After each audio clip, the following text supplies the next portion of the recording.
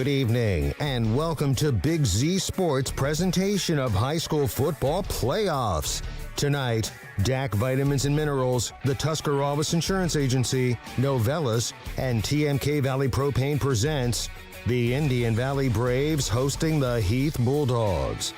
Tonight's game is also brought to you by the First National Bank of Denison, WM Commercial Roofing, Wood Electric, and Keim Home Center. Now let's head to the Hartzler Quality Housing Mobile Studio for the best coverage of high school football with Big Z Sports.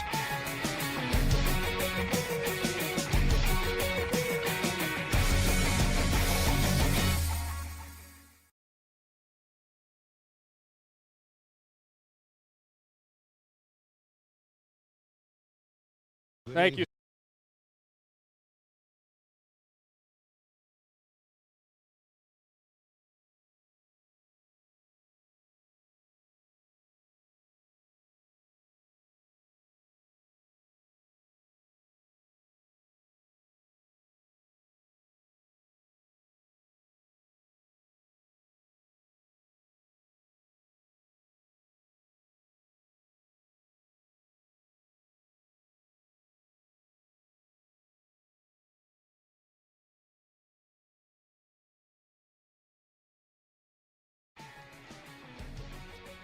Welcome in to the Wood Electric pregame show.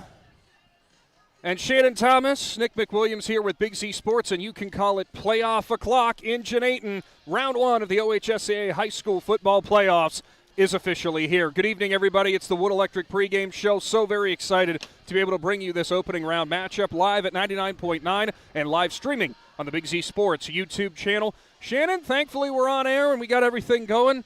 Boy, I tell you what, it has to wait till the postseason before everything falls apart, right? Yeah, well, just like some of these high school football teams, regular season, everything goes through. You get your bumps, your bruises, you get banged up a little bit.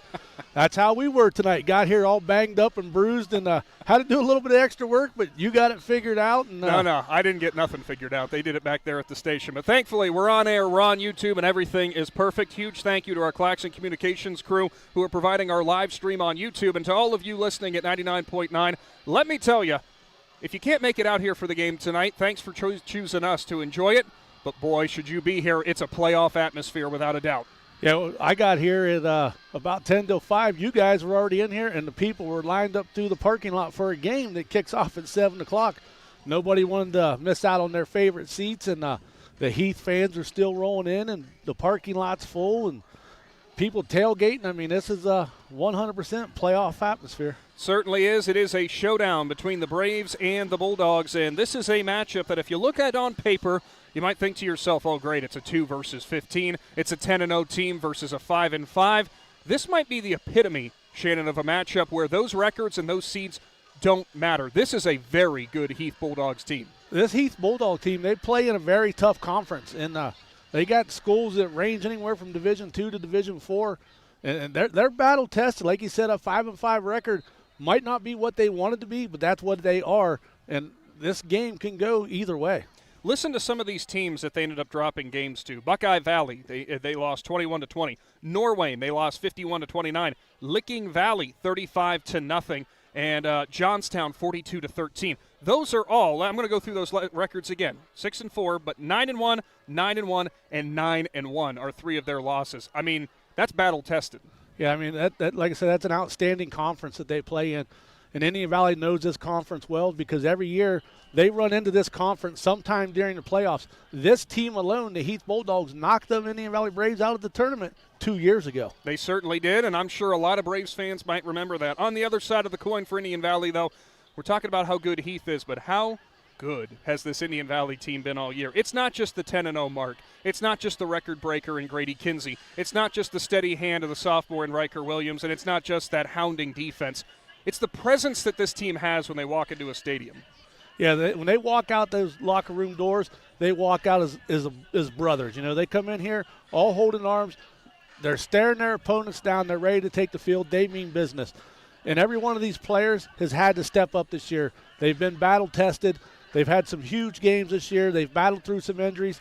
The offensive line has played outstanding this year, even with guys going down and the next man stepping up.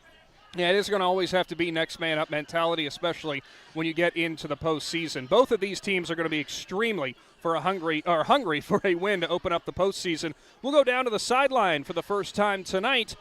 And it's Tim Plants. Tim, we haven't had you on in a while. Welcome back. Well, at least Shannon and I haven't had you back on in a while, that is. Yeah, it's good to be back with you guys. How you doing? Oh, we're all right. And I noticed that you made the right decision this week. Pants, hoodie, you're going to be okay down there, I think. Yeah, it was a little chilly today, so it wasn't as nice as the past couple days, so I figured I better be prepared. Yeah, that darn cold front rolling through. Well, Tim, I got to ask you, you're down there at field level. This is a Heath Bulldogs team that we know Indian Valley fans do remember when they were bounced from the playoffs by this Heath team.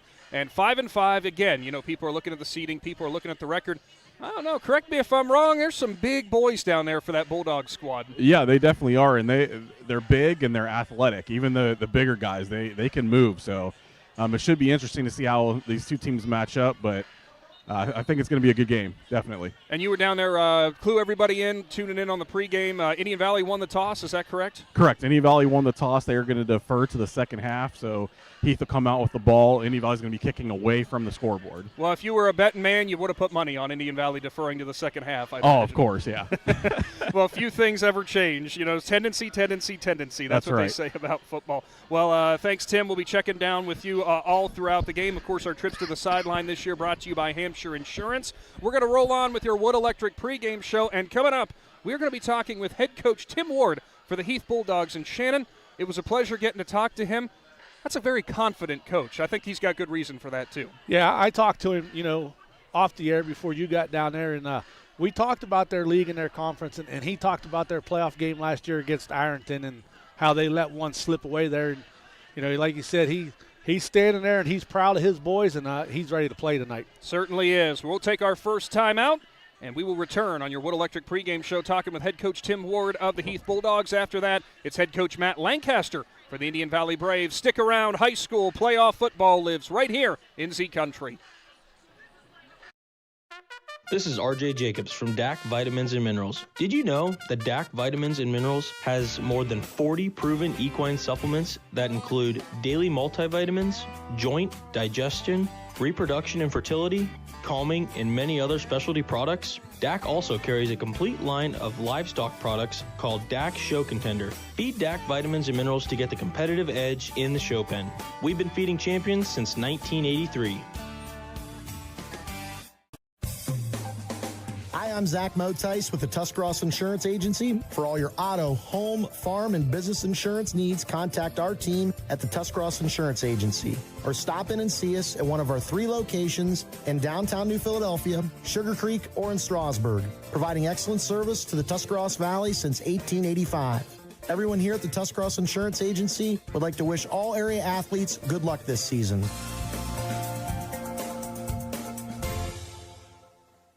Novelis, the world leader in aluminum rolling and recycling, is searching for you. Current openings include continuous improvement specialist, mechanical engineers, automation engineers, electrical engineers, electricians, mechanics, and maintenance workers. Novelis offers industry-leading pay and benefits. To learn more, go to novelis.com/careers and search for Urixville. That's novelis.com/careers and search for Urixville. TMK Valley Propane is embracing remote tank monitors. Are you tired of going outside to check your propane tank or forget to order your propane on time? TMK Valley Propane now provides reliable remote tank monitoring technology. Let TMK Valley Propane take the worry away, provide timely delivery, and never run out of propane again. Thank you for your trust in TMK Valley Propane. All the way with TMK, service with a personal touch. This is Jordan Hartzler. At Hartzler's Quality Housing, our goal is to help customers achieve the dream of home ownership. We have been a family-owned, affordable housing business for over 40 years. We value our customers and have the knowledge and experience to help you walk through the home buying process from start to finish. Conveniently located just off I-77 in New Philadelphia, stop by and browse their model homes or learn more by visiting Hartzlers.com. Welcome back into your Wood Electric pregame show live from Janayton Hutton.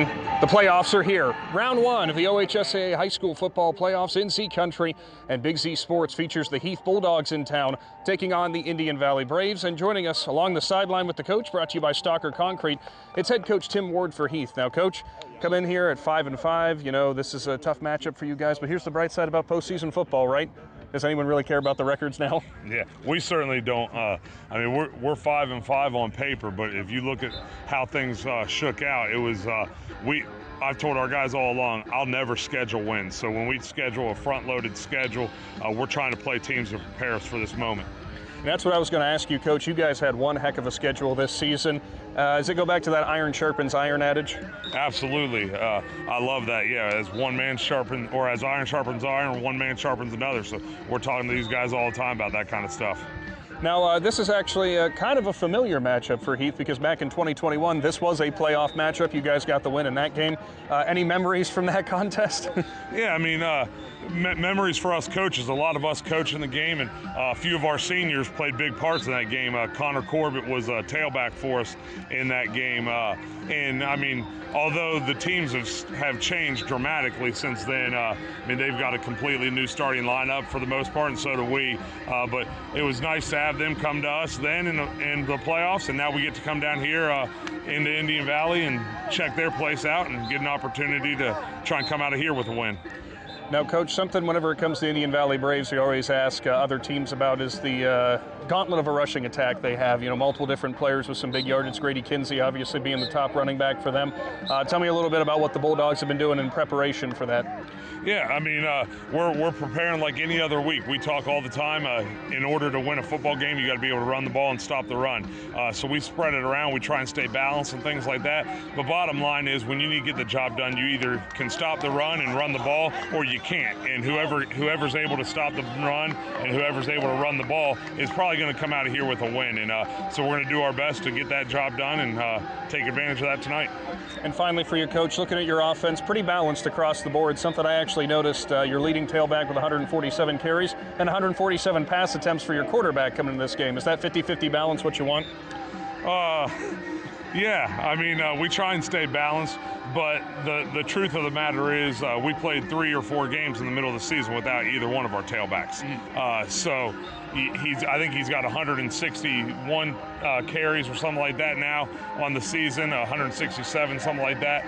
But I mean, really, that was done in like 7 games. So we'll that see. paints a different picture now that I understand that. Yeah. So we'll see. And then our backup tailback, who's really like a 1A, 1B, was really out for probably 5 games, maybe close to 6, and so he's back tonight as well. So hopefully we have both of our big runners back, and we'll see if we can make it happen.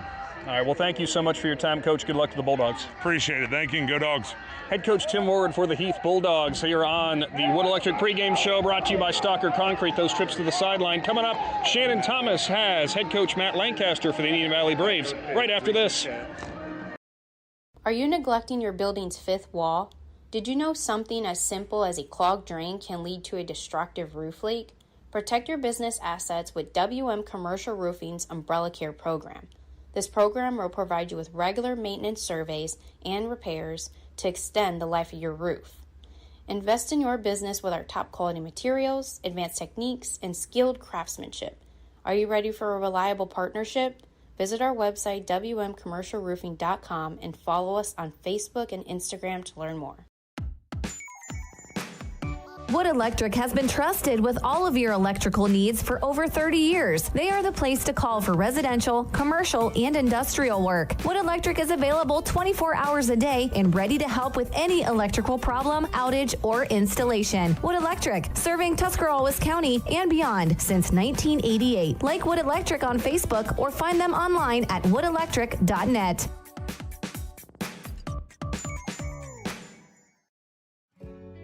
In the rolling hills of Holmes County, we tend to do things a bit differently. At Kime, we're in the business of uncommon experiences, and we're here to care for your project like we care for our own. We believe that quality matters and want to help you get it right the first time, because your project deserves it. So visit Kime Home Center, your source and destination for all things home, building, and woodworking. Kime, built on trust since 1911. Kinsey Excavating and Trucking is a family-owned and operated business in New Philadelphia. KET is a general contractor. They provide services to commercial and municipal clients. They employ local union operators and laborers. KET is dedicated to providing outstanding work using the latest technology and employing local individuals to positively impact Tuscarawas County and the surrounding area. Kinsey Excavating and Trucking proudly supports the Indian Valley Local School District and wishes all area athletes, musicians, artists, and students a successful season. Lutz Body and Paint, located at 7573 Wolf's Crossing Road in Jeanette Hutton, is there for you when a never-planned auto collision repair is needed. Lutz Body and Paint performs the auto body and painting services needed to get your vehicle back to looking showroom new in a timely manner at a reasonable price and provides free estimates. Lutz Body and Paint is a proud supporter of the Indian Valley School District and wishes best of luck to the Braves athletes participating in tonight's game. When you think pizza, think Amici's Pizza with locations in West Lafayette and Jeanette Hutton. Amici's Pizza offers you your favorite traditional pizzas, as well as specialty pizzas, subs, wings, and salads. Everything from the dough to the sauce is made fresh daily. There's just something different about a pizza from Amici's. Try one today in West Lafayette or Jeanette Hutton. Big city taste for a small city price. Learn more. Find Amici's on Facebook. Welcome back to Jeanette, as I'm joined now with Indian Valley head coach Matt Lancaster. Coach, Braves, you just finished off an undefeated season, 10-0, IVC South champions. First part of your season, it went real well for you. Yeah, that's an accomplishment. I told the kids last week, anytime you go undefeated in the regular season, that's something nobody can take away from you. And a lot of things have to go right to make it happen, and they did that, So now we got to put that behind us because a whole new season's starting, and we can't relish in that, accomplishment. And we got to get going because everybody's 0-0 here to start the playoffs. Coach, during the regular season, you'd have some of those games that look like they'd go perfect. Then you have those games where young football team, they make a lot of little mistakes and penalties and stuff. And last week against Claymont, a lot of those problems were fixed, still a couple of them. So how would this week of practice go addressing some of that? Oh, it went good. We recognized some things that we maybe lost focus on since early in the year that we weren't doing as well as we were earlier in the season. So we addressed them, and kids came back to work this week to fix them. But overall, we've been pleased with the way that the team has been improving week to week, and especially our young guys, especially our depth. We've been playing a lot of different guys these last couple weeks, and throughout the season, just trying to develop that depth. We play a lot of sophomores and a couple freshmen, and those guys have gotten better and better. So that's going to be big for us. Coach, one of the things everybody talks about when it comes to Indian Valley football is the rushing game. Everybody knows about Grady Kinsey and Riker Williams and how those guys can run the ball. But you've had to use depth at the offensive line this year. The offensive line has played great all year, and even the guys that had to come off the bench, you've had a pretty solid year with the guys up front. Yeah, we're 6 or 7 deep with our offensive line. We had a good group coming back to start the year, so we felt we were going to be pretty good up front. And some younger guys have stepped in too, just to give us some additional depth. So we're going to have to spread the ball around offensively. Running the ball tonight and probably put it in the air some in order to beat a good Heath football team. So we'll have to execute well.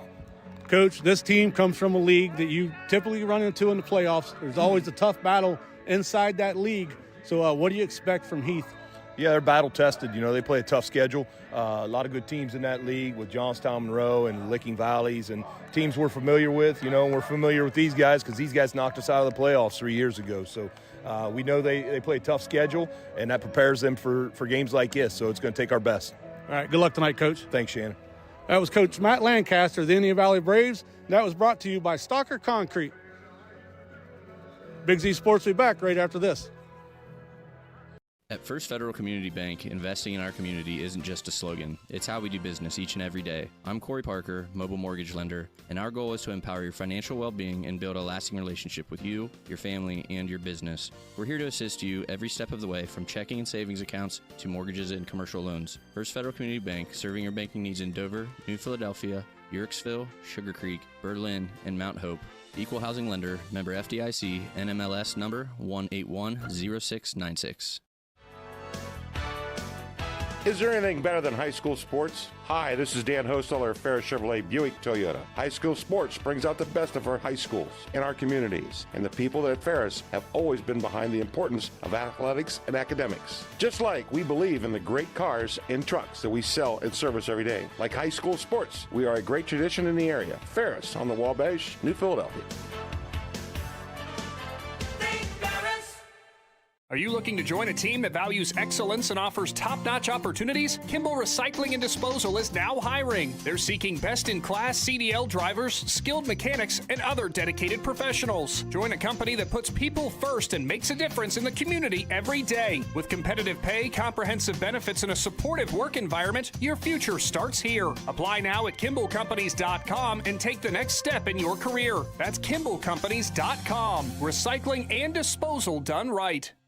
Are you ready to give your home a new look? Look no further than Wayne Door, your one-stop shop for all your residential needs. Garage doors, entry doors, windows, and patio doors. Wayne Door has everything you need to upgrade your curb appeal. With 24/7 emergency service, you can trust their technicians to be there when you need them most. Stop by the Dover showroom on State Route 39 or visit WayneDoor.com and let the experts help transform your house into the home of your dreams. Wayne Door, more than just garage doors, from the people you can trust.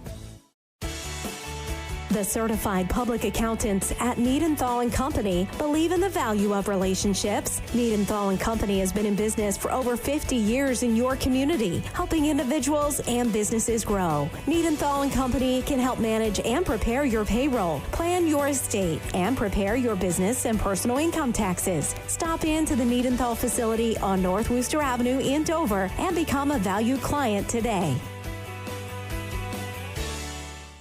Is your vehicle banged up? Do you want fast professional service to get back on the road? MPAC Collision offers 2 locations, Newcomerstown and Strasburg, to help you out. Whether you need auto glass repair, paintless dent repair, assistance with warranty and insurance, or just need a free estimate, MPAC Collision has you covered. So the next time you need a repair, visit MPAC Collision online at mpactcollision.com and start your free estimate and learn all about what MPAC Collision can do for you.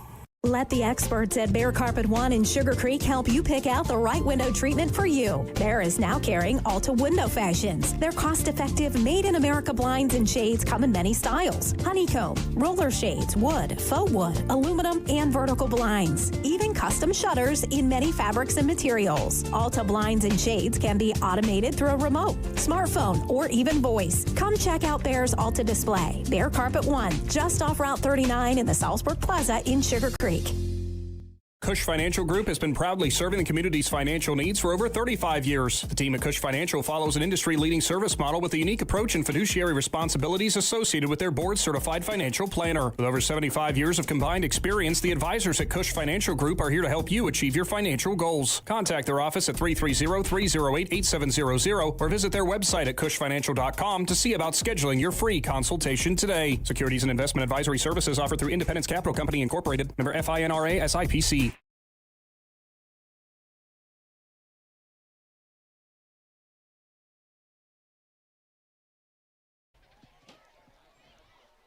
Welcome back into the Wood Electric pregame show from the Hartzler's Quality Housing Mobile Studio. Round 1 of the OHSAA High School Football Playoffs are here, and taking the field right now are the Heath Bulldogs, who enter as the 15th seed in Division 4 Region 15, entering at 5-5. But Shannon, an interesting 5-5 when you look at the gauntlet that they went through. Yeah, I mean, like I said, it's just an outstanding league that they play in, and Coach Lancaster, he knows a lot about this program. He respects that program. Like he said, they knocked them out of the playoffs 3 years ago. Indian Valley was actually leading that game at halftime and then ended up losing it in the second half, and Heath moved on, and Indian Valley came home. Yeah, and that's a bad taste in the mouth that does not leave. You know, when you consider that there's a decent amount of players on this Indian Valley team that I'm sure remember that oh so well. Yeah, and they remember it. And I was talking to Coach Tim Ward there of the Heath Bulldogs off the air, and we brought up that game, and he looked at me and he said, well, believe me, he said, these kids have said all week long about how Indian Valley's running attack and Indian Valley's 10-0. He said, I reminded them that we beat these kids 3 years ago. He said, this is no different than that year. We're going to come out tonight, and we're going to be ready to play. The Indian Valley Braves take the field as the number 2 seed in Division IV, Region 15, and leading the way through the banner, one of their do-it-all seniors in Jackson Bircher. We expect some big things out of him tonight at tight end, at linebacker, defensive end, fullback, wherever he's going to line up. Kind of a Mr. Do-It-All for Indian Valley. That's what the Braves have built themselves on, Shannon, is a lot of players who they might have a certain position on the field, but they can do a little bit of everything. Yeah, they got a lot of players they can move around and stuff. But like you said, Jackson Bircher, that's a 4-year starter for this football program. Not very many programs see 4-year starters. Indian Valley's been blessed the last couple years with a couple kids that have done that. And Jackson Bircher, he's the perfect example of a great teammate. He'll do whatever he's got to do to help this team win. And I love watching him play defense. And as a reminder, as Tim brought up earlier in the pregame, Indian Valley won the toss, did defer to the second half, as it will be Heath, who is wearing all white with the orange helmets trimmed in orange lettering, or orange numerals rather, and orange and black trim. Also have on their chest that Bulldog logo or Bulldog text. And Shannon, I got to thank you again for the binoculars that you brought out today. Indian Valley's going to be a little bit easier to see today, thankfully. Switched it up a little bit with the uniforms. They got the blue tops with the white letters that are trimmed in red with the red pants. So that's going to be easy for us to see. Yeah, they haven't seen that combination in a while, which we haven't been down here a lot this year. Only a couple games that me and you got to be on their call. And like I said, their jerseys are easy to spot tonight. The Bulldogs, a little bit easier than some of the jerseys we had to call, but we got this nice view up here at Indian Valley. We're kind of up high, but we're back a little bit. Well, if you are listening from home, not watching on YouTube, I'll make it easy on you what Heath looks like. It's like the Clemson all-white uniforms. That should make it a little bit simpler for you. As the clock continues to tick down here from Janayton, it is almost time for your cartoons of New Philadelphia Kickoff. We'll go down to the sideline quickly before the kickoff with Tim Plants, brought to you by Hampshire Insurance. Tim, playoff atmosphere, it's here. I know you're excited. Oh, definitely. It's loud down here. I have both my earbuds in. This music's pumping. The fans are ready to go, and the players are definitely ready to go. Indian Valley set to kick off. It'll be Colt James doing those kickoff duties for Heath. The 3 men who are back deep. Number 20 for the Bulldogs. Looks like, if I can pull up my roster, it looks like Tristan Jones, the sophomore running back, is one of them. Middle of the field is one of their guys who was a big contributor throughout this season in number 8, Ja'Kai Royster, a senior running back. And on the far side, farthest away from us, looks like it's going to be number 33, Camden Stevens, a sophomore wide receiver. So 3 men back deep. They do a 5-3-3 on their kickoff return, Shannon. Yeah, that's an interesting setup, which they probably run into. A lot of teams like to do the little pooch kicks and stuff, so they get their athletes where they need to be to catch that ball. Indian Valley about to get it teed up, and we are almost ready to go. Thanks for tuning in on the Wood Electric pregame show. Whether it's here at 99.9 or live on the Big Z Sports YouTube channel, always a little bit of chills that come in when it comes to high school football, but also chills because suddenly Ohio decided to bring back football weather because the sun went down, and it certainly feels like it is time for the playoffs. Yeah, a couple of the coaches were picking on me because I have pants on tonight, and I said, well, which is really strange to see. I said I hit 50 years old this year, so it changes a little bit. James with a little dribbler, and we are underway. Off the helmet of a Heath returner, scramble for the ball, it's still loose. Now kick back to the 25, and finally, one of the men who lines up at the goal line for Heath comes up and grabbed it. It looked like that was Jones who came up and got it. Almost a costly mistake to start off for the Bulldogs. Yeah, I didn't think anybody won the football there for a minute. They all just kept knocking around the field, and luckily for the Bulldogs, they was able to recover it. That ball hit the helmet of a man who was up at the 37-yard line, and it rolled all the way back to the 25. About 5 different players had an opportunity. So the Bulldogs will start off on offense, led by their quarterback in Braden Gibson. He wears number 2. He is a junior, 6 foot, 165. This season, an 1,100-yard passer, 8 touchdowns to 1 interception. They'll line up at a pistol. Motion man from left to right in the wing. Turn, hand off to the running back who goes straight up the gut, and he is met quickly. He still pushes forward for a couple of yards as he'll finally get knocked down at the 28-yard line. Yeah, one thing about Corbett, he's a very strong runner. Anybody's going to have to make sure they wrap him up when they hit him. You can't just hit him and think you're going to bounce off of him. He's kind of low to the ground. He's got some mass to him. He likes to punish people, so you're going to have to wrap him up. Corbett, a senior, 5'7" and a $180. Had better than 1,100 yards on the ground this year, average better than 7 yards a carry. They're going to go 5 wide now, 3 wide receivers left, 2 to the right. In the shotgun, Gibson back to pass, swings out to the left. It's a screen pass, looking for room, putting his head down, blowing through the tackler, and getting up close to the first down is the receiver, and grabbing it out there on the edge was number 7 in Corbett again.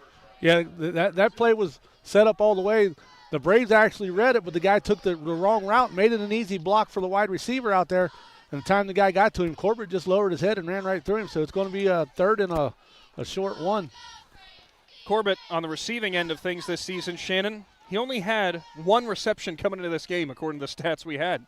Pistol again. Gibson lines up in front of Corbett. He'll turn. He'll hand it off straight up the gut. Indian Valley collapses, and it doesn't look like he got there. The Braves' defensive line stuffs the senior on 3rd and short. Yeah, actually moved him back about a half a yard right there, and big decision right here for the Bulldogs. I mean, you're deep in you're at the 35-yard line, 34, somewhere in that area, and now he's got to make a decision. Ball's officially at the 33. Looks like Heath is in a huddle here. They'll see what they want to do in terms of a punt. They're going to spread things out, go 3 wide receivers right, 1 left. Pistol formation. Gibson's going to line up in front of Corbett. Do they do the same play, or are they going to go for a hard count? Yeah, the Braves got to watch they don't jump off sides. He's probably going to do a hard count right here. Gibson has tried twice now unsuccessfully, and now a timeout called by the Bulldogs, and Indian Valley's defense does not fall for the trick. Yeah, well, if you're Indian Valley right now, they just took a timeout, so you better watch out for a fake. It is a Cush Financial Group timeout. We will keep it right here in the early goings as quickly the Bulldogs will run out their punt team. That timeout solely just for that idea, Shannon. Yeah, and they lined up and they're wanting to go, and the official's like, nope, you called a timeout. You got to wait for subs. You got to wait for them to get set. Eric Golder will be the lone man back deep for the Braves. He'll line up at about his own 30-yard line as the punter back for Heath. Looks like it's going to be Tyler Marks, number 22. Watch for a snap to the up man, maybe. Marks has it, walks into it, and boots it away with his left foot. End-over-end kick. Golder calls for the fair catch at the 35, and he'll haul it in. And that's where Indian Valley will take over. So a good start for the Braves defense. Now we'll see what that offense is able to do. Trotting out onto the field, led by their sophomore quarterback in Riker Williams. Yeah, the offense tonight's going to try to do some things a little bit different right here. We see last week's player of the game, Big Dave Stryker, headed out there. And which, speaking of Big Dave, we've got a shirt that for him that we got to get down to him. You were busy. I actually took it down to him, and he was like, do I got to get my picture taken again? I'm like, no, you're good, Dave. Now lining up in the backfield, it will be a shotgun. It is Williams. He'll have a lone running back to his left, motion man from right to left. It's Colton Smith. Smith on the jet sweep. He'll step up. It'll get up to the 40-yard line. A 5-yard gain on the jet sweep. Actually give him 6. They marked him up at the 41-yard line. Nice run on first down. Yeah, Hunter Peterman did a nice job getting out there. The block looked like he kind of got a leg whip out there, and he was a little slow to get up, but Peterman was able to bounce back up. He's the center for the Braves. Smith, it's a great story for him because he missed so much of the year due to injury, but the senior has been in and been able to contribute over the last couple of weeks. Something of note here in the backfield is not Grady Kinsey. It is instead Reese St. Clair. We know Kinsey only 13 carries spread over the last 2 weeks. So we'll see what happens with that as Williams in the shotgun. It's direct read off the right, gets a block from Bircher, gets a block from St. Clair, and Williams lowers the shoulder and goes on the right hash marks up to midfield. An Indian Valley first down brought to you by First Federal. Yeah, Riker Williams, he was over close to 700 yards rushing in the regular season. Not sure what he had last week against Claymont, so he might have actually went over that mark, but outstanding football player for a sophomore. Reminds me a lot of his brother, Cade Williams, who graduated from Indian Valley a few years ago. No offense to Cade. I think Cade was a little bit the stronger runner. Riker, a little bit more of the finesse.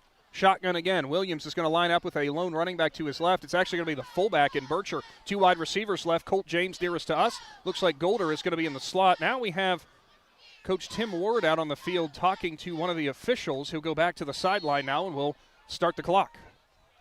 So Bircher lines up to the left of Williams in the shotgun. Snap goes back. Williams looks left. It's a swing pass. It goes to Golder. He's got some room. Gets an outside block from James. And it's another First Federal first down. Is crashing out of bounds as Golder. They'll move into Heath territory all the way up to the 39-yard line. Nice looking play. Yeah, nice job by James out here on the block. Did a good job locking up with his man and just kept driving him. As his man tried to get away from him, he didn't grab him. He just let him go. And like you said, Golder was able to get a big gain. Shannon, I'll let you in on a secret. I've played some basketball with Colt James, and let me tell you, that's not a kid that you can push around very easily. Williams in the shotgun. Bircher to the right. It's a direct read off the right side. Williams looks for room. He puts his hand on the back of Bircher, who sets the lead block, and Williams has got more space. He's got the first down. Now he's down the numbers, up almost to the red zone as Riker Williams is knocked down at the 21-yard line. A gain of 19, and Williams on just 2 carries has 27 yards rather. Yeah, nice job by 2 blockers out there. Rowan Basine did a nice job getting his guy. Jackson Bircher was able to get around Basine, pick up the next guy, and Williams with a big gain. And it looks like we have a player down for Heath, so we will take a Cush Financial Group timeout. Big Z Sports will return right after this. Jeff Wallach, LLC, is a family-owned and operated company proudly serving greater Northeast Ohio and surrounding communities for over 25 years. We specialize in vinyl siding, replacement windows and doors, gutters, downspouts, and much more. We provide quality service regardless of the size or scope of the project. Our crews are reliable, respectful, and mindful of a safe work environment. Jeff Wallach, LLC is certified by the Better Business Bureau. Call today and discover how we can assist you in making your vision a reality. Ron's Heating and Cooling in Denison has been serving this great area since 1977. At Ron's, no matter what you need, they can handle it. From heating and cooling to standby Generac generators, water heaters, tankless water heaters, mobile home equipment, duct cleaning, and 24-hour no-heat service. Winter, spring, summer, or fall, all you have to do is call 740-922-5252. Ron's Heating and Cooling proudly supports high school sports and would like to wish best of luck to all local athletes participating this season. Top Notch Auto on East Plum Alley in Janaden, your one-stop shop for all your vehicle needs, offering an experienced staff that can handle just what you need to keep your vehicle running at its best. Top Notch Auto specializes in diagnostics with state-of-the-art diagnostic equipment. Whether your vehicle needs routine maintenance or major repairs, Top Notch Auto can handle all your vehicle needs. They also offer a large selection of tire brands, including Goodyear, Kelly, and Cooper, just to name a few. Find Top Notch Auto LLC on Facebook or call them at 740-561-4100.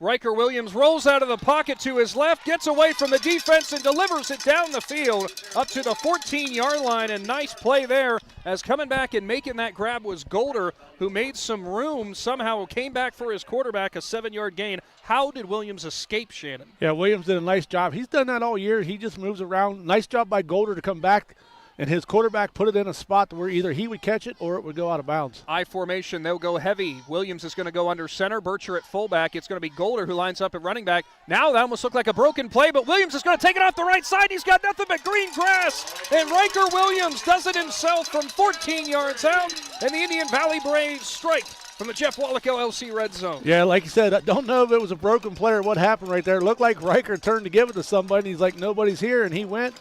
But he had his blockers in front of him, and he did a nice job getting to the corner. Williams takes it in from 14 yards out. He only took one step back from the center before he rolled to the right and said, guys, help me out as we go down the sideline. Indian Valley opens things up with an early lead. Colt James for the extra point, puts his right leg into it. It's a low-line drive that just gets over the goalpost, and it's good. 7-0, Braves lead. Big Z Sports will be back right after this. Hey there, football fans. For over 60 years, Hampshire Insurance has been a cornerstone of the Sugar Creek community. We specialize in home, auto, life, commercial, and farm insurance. With our friendly and efficient service, you can rest easy knowing Hampshire Insurance is providing a path forward when the unthinkable happens. Give us a call at 330-852-4087. Hampshire Insurance, proud supporters of high school sports and your trusted neighbors in Sugar Creek.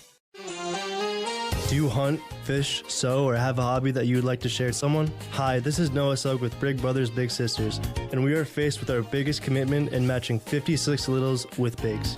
We will match a little with you that shares the same interests and enjoys the same things, so you can do what you enjoy and change the life of a little at the same time. To learn more, we ask you call 339-6916 or visit bigs4kids.com/volunteer. Thank you.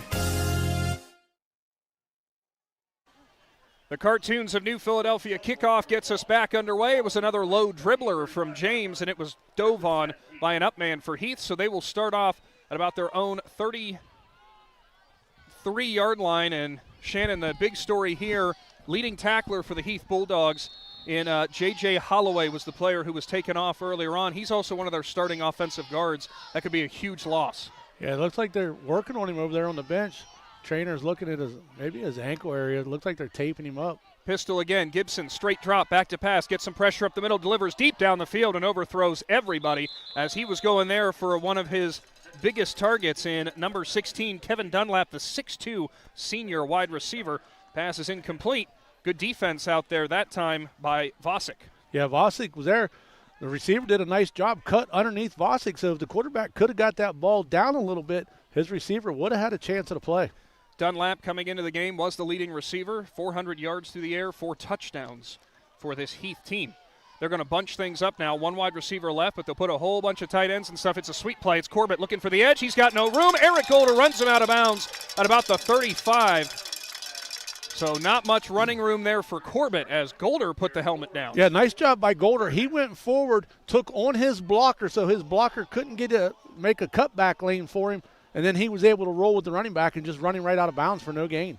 So quickly, it's 3rd down and 10. Indian Valley's defense clamping down hard, looking for a second straight, 3 and out. Heath breaks the huddle. They'll go 2 wide receivers left, take it back, 3 left, now 2 right. Corbett is in the slot on the right. Gibson's going to line up in the shotgun by himself. Straight drop, looks left. Now he's going to step up and run and nowhere to go. And he is taken down again in the backfield. That time crashing down, it was Riker Williams with the loss of 1. Yeah, I'll tell you what, luckily at the last second, the quarterback went down because Jackson Bircher come in there, and he unloaded and missed. I mean, that might have hurt. So 4th down quickly again. 2 back-to-back 3 and outs for Heath. Golder's going to line up at his own 30 again. Almost a mirror image drive. I think this is where they punted from the last time. Yeah, you're going to have to watch out for these fake punts. Sooner or later, they're going to try to throw one in here with their quarterback lining up there. Marks the punter, steps into it, and he'll have a low end-over-end kick, bounces at the 35. Golder steps up, feels it at the 30. He'll cut left, look for him. Now he's going to try to reverse field. Golder still dances around, pushes forward. He'll gain about 2 yards after all that scampering back and forth and moves Indian Valley up to the 32-yard line. Braves offense coming back out. Yeah, Eric Golder showed his homecoming dance moves right there, out there dancing around and had a couple of players miss, but finally the pile got to him. Looks like he's more at the 33-yard line. Doing almost a Michael Jackson impression if you want to go more modern Bruno Mars, I guess. I don't know. Can you tell I'm old? That's the only reference I've got now these days. Indian Valley starts off 1st and 10, 7:13 shown on the first quarter clock. They lead 7-0 in this opening round game out of Division 4, Region 15. Williams, Reed off to the right. He's going to look to pass, still running. Now will step out past the line of scrimmage, and Williams with a late burst up to the 40. He is drilled out of bounds. Williams will start off the drive with a 7-yard carry. Yeah, Williams just kind of jogged over there. Golder was able to finally break free from his defender. Kind of got open, but he was trailing the opposite way that Williams was running, so Riker just did the smart thing and took it up the sideline. Some substitutions. Kellen Coates is going to come into the game. Rowan Pacine into the game. Colt James comes out. Colton Smith's now in. They're going to go heavy. I form. Williams under center. Quick snap. Goes to Golder on the pitch. Dances around. Jumps forward and might have got just enough of a block from Bircher to give him a first, and it will. It's a First Federal Community Bank first down, a gain of 3 to Golder, his first carry of the night. And you saw there, Shannon, after that play, Bircher was a little upset with himself. He thought he could have got more of that block. Yeah, and I just think the way that whole play developed right from the get-go, everything just kind of went in a hurry right there, and it just so happened, and it worked out best for Golder just to get the first down. Ball will be at the 43-yard line of Indian Valley. They'll go shotgun. 2 wide receivers right. In the slot, it's Golder, far side, Smith.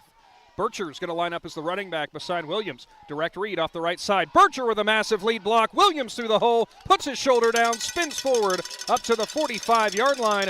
Make it back-to-back first down carries for the Braves. Yeah, he just runs so always looks like he's in slow motion out there as he goes up the middle, and he hits people and bounces off of them. And you know, as a coach, sometimes you're thinking, after that first hit, why don't we just go down, Riker? 5 carries, 61 yards for Williams to start the game. And Shannon, might be something we're going to be talking about for a lot of the night. Still no Grady Kinsey. Has not touched the ball yet, has not been in the ball game. 1 wide receiver right, 2 to the left. Running back will line up beside Williams in the backfield. Can't tell who it is. We'll get you to that shortly. He'll throw a lead block as Williams direct read off the left side, and he'll put his shoulder down. Not much there as he'll get up to the 41-yard line. Give him a gain of 5. Yeah, that leading block was Bradley Barr. We called his name a lot last week in the Claymont game. Played an outstanding game on defense and comes in here on offense and just puts in a nice block right there. Williams will get the play call, and it's still hard to believe. I know we've talked about it already in this game. It's so hard to believe he is just a sophomore. The way he runs the ball, the way he commands this offense. Under the I formation again, he'll go under center. Bircher fullback. Looks like Barr's the running back. They'll turn. They'll hand it off to him. Nope, that's Golder. He'll cut back inside. Off the left hash marks. Golder breaks free. He broke 3 tackles. He's down the left hash marks, and he is gone. Yeah, just bad tackling right there by Heath. It wasn't like he broke 3 tackles running sideways. They had him stopped in the pile, and he just kept his legs moving and shot out like a missile. A 41-yard touchdown run for Golder, and Indian Valley finds themselves up 13-0 in the early goings. It looked like all for certain that the senior for the Braves was going to be stopped about 7 yards down the field. Never stopped those feet from churning. James for the extra point. He'll step into it. It's up, and it is good. 14-0, Indian Valley leads. Big Z Sports will be back after this Cush Financial Group timeout.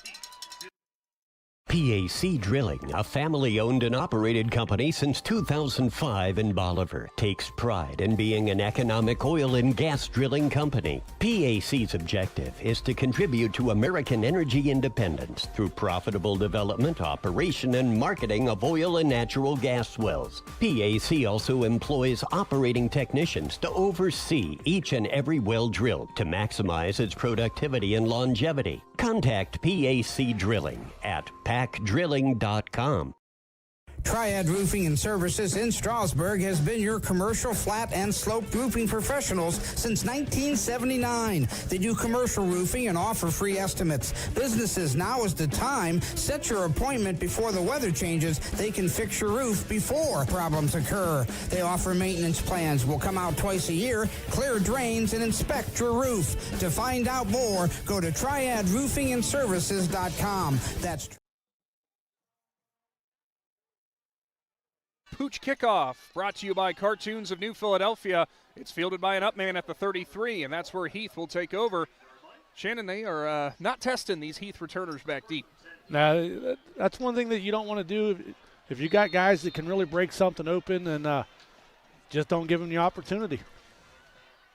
Another name for the Indian Valley Braves, by the way, we have not said tonight, and he will not be available. Owen Faulkner is standing on the sideline for Indian Valley.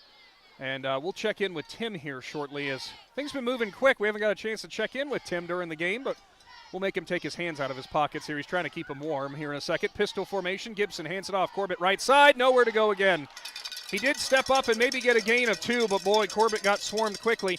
Now we'll go down to Tim, brought to you by Hampshire Insurance. And Tim, what a fast start for the Braves, despite not having one of their star running backs in there. Yeah, they're definitely controlling the line of scrimmage right now, and as you guys are talking about, Eric Golder with a huge run, broke a couple tackles, kept his legs moving as you're coached to do, and Eric runs track, and it definitely showed.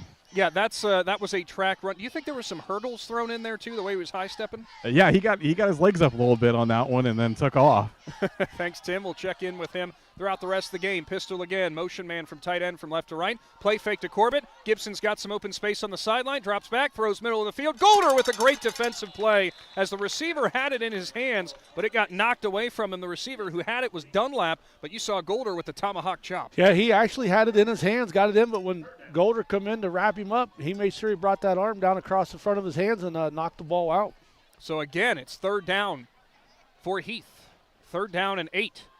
Both of their drives have stalled in the early goings. Of course, today's presentation of high school football brought to you by Novellus, TMK Valley Propane, the Tuscarawas Insurance Agency, and DAC Vitamins and Minerals. Thank you to all of them. Shotgun formation, empty backfield for Gibson. 3 wide receivers left, 2 right. Straight drop, looks left, swing pass, and out of the outstretched hands of his receiver. It's incomplete, and it's punt time again. Shannon, Heath looking very discombobulated in the early goings. Yeah, this Braves defense is playing pretty good tonight. There were some times earlier this year that they kind of got into some high-scoring games and was able to have success moving the ball in the Braves, but they've adjusted things in the second half of the season, and this Braves defense is playing outstanding tonight.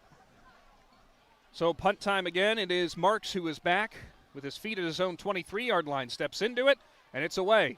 Wobbly punt there. Golder steps up, fields it to 34, and he is lit up in the middle of the field. And what a big tackle there, as coming down on kick coverage That looked like it was number 65, Christian Gray, a junior, 5'11", 260. That's a big boy to be hitting you. Yeah, I'll tell you what, their punter looks like he almost takes an extra step. And it is an extra step up, yeah. And the Braves are getting close to it. Caden Riggs almost got to that one this time, so that'll be something to watch out for here if the Braves can get a good jump on one of those punts. Indian Valley starts at their own 35. They're 2 for 2 on their drives thus far. Shotgun, 2 wide receivers left, 1 right, 1 running back in the backfield. Alongside Williams, it's Barr. He'll throw a lead block as Williams goes right up the gut, goes over a tackle on the left hash marks. Now bunches off another. He's at the 45, 40, 35, 30.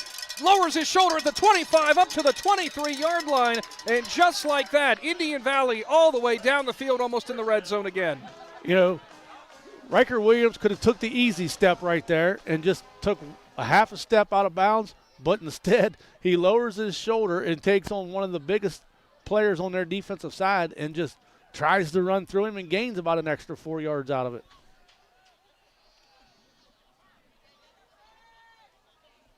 A 42-yard carry that time. I had to sit there and do the math, Shannon, and what a game Williams is having in the early goings. It'll be a shotgun. Bircher to the right. Play fake to him. Back to pass. Williams paints it to James in the back of the end zone. A little bit of contact, but no flag as James could not high point that ball. Good defense by Quentin Sunkel, the junior who was out there locked up with him. Yeah, James actually had position on the defensive back. He was in front of him to the middle of the field, and Williams just kind of overthrew him a little bit. Just the third pass we've seen from the Braves in the early going. It has been all about the rush attack.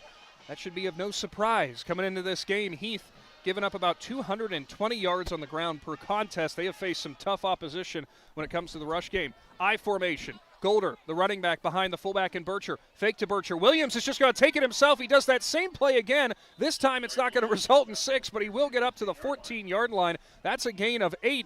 And Shannon, have you seen Indian Valley do that before? Fake to the fullback, roll behind him, and then run behind the lead blocker. No, that's an interesting play right there, but there for a minute, if they would have gave it to Bircher, he might have just scampered into the end zone. Nobody wanted to take him on.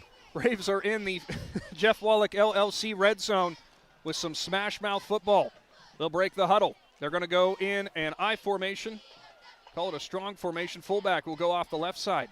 Motion man from right to left is Pacine. Williams takes the snap. Now they'll give it to Bircher off the left side. He's got a lot of room. Stiff arm on the outside. Jackson Bircher is in from 14 yards out as the senior rumbles in. Shannon, you dialed it up. You said they should have given it to the big man.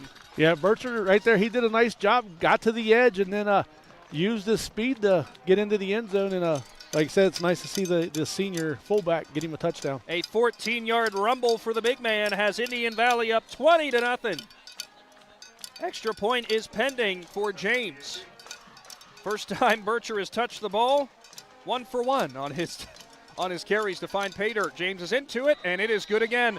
21-0. Big Z Sports will return to this opening round playoff matchup after this Cush Financial Group timeout. Hey, other guys, insurance, you got Kyle. Hey, Kyle, it's Brenda. I was just reading through your proposal, and I have a few questions. When we drafted up your proposal, we really aimed right down the middle. Sometimes wonder if your insurance agent true priority is more time on the golf course. At Hummel, we do insurance differently. Our expert advisors help you not only mitigate risk, but operate more efficiently, decrease employee turnover, and increase your bottom line.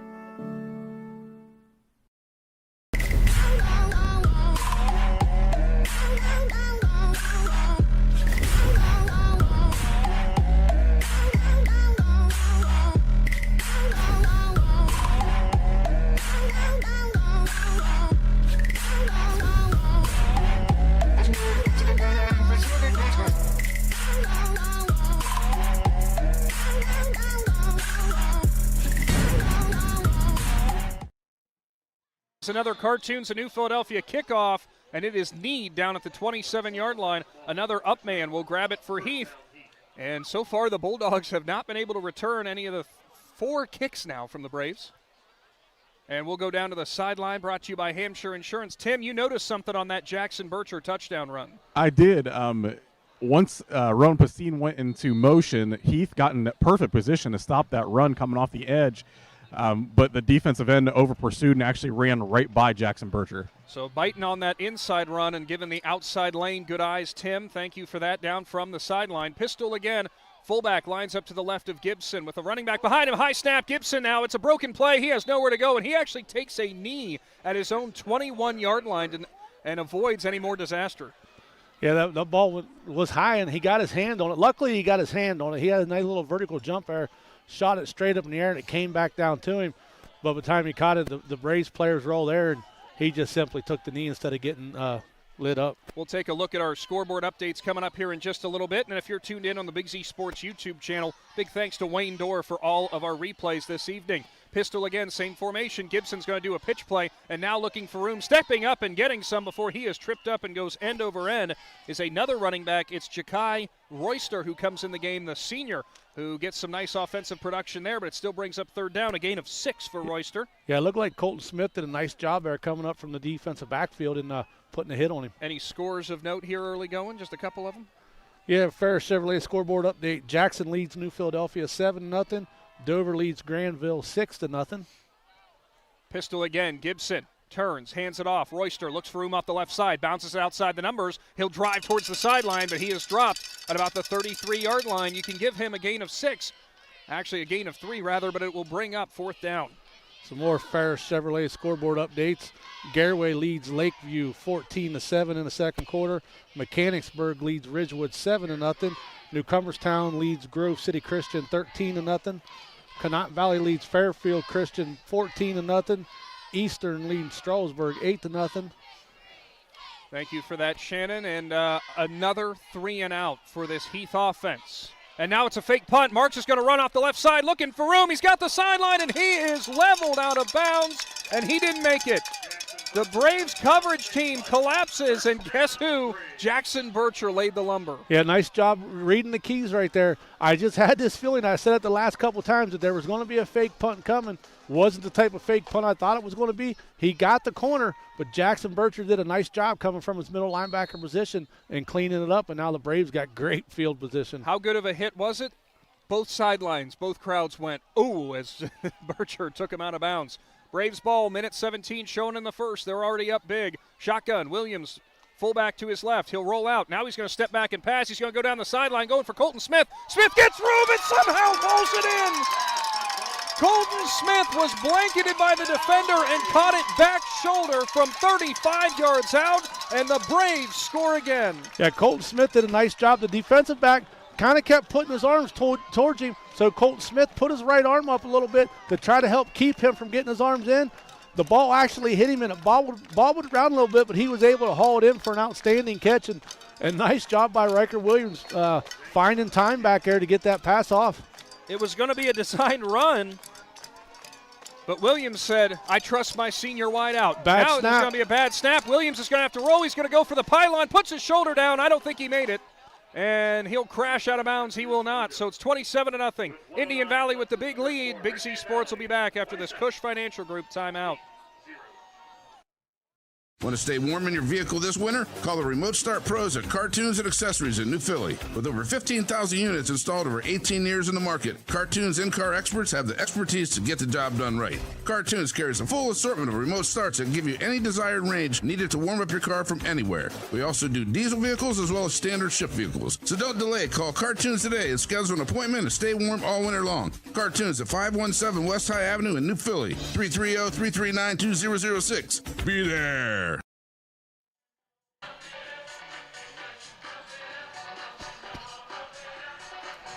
Welcome back into the Hartzler's Quality Housing mobile studio.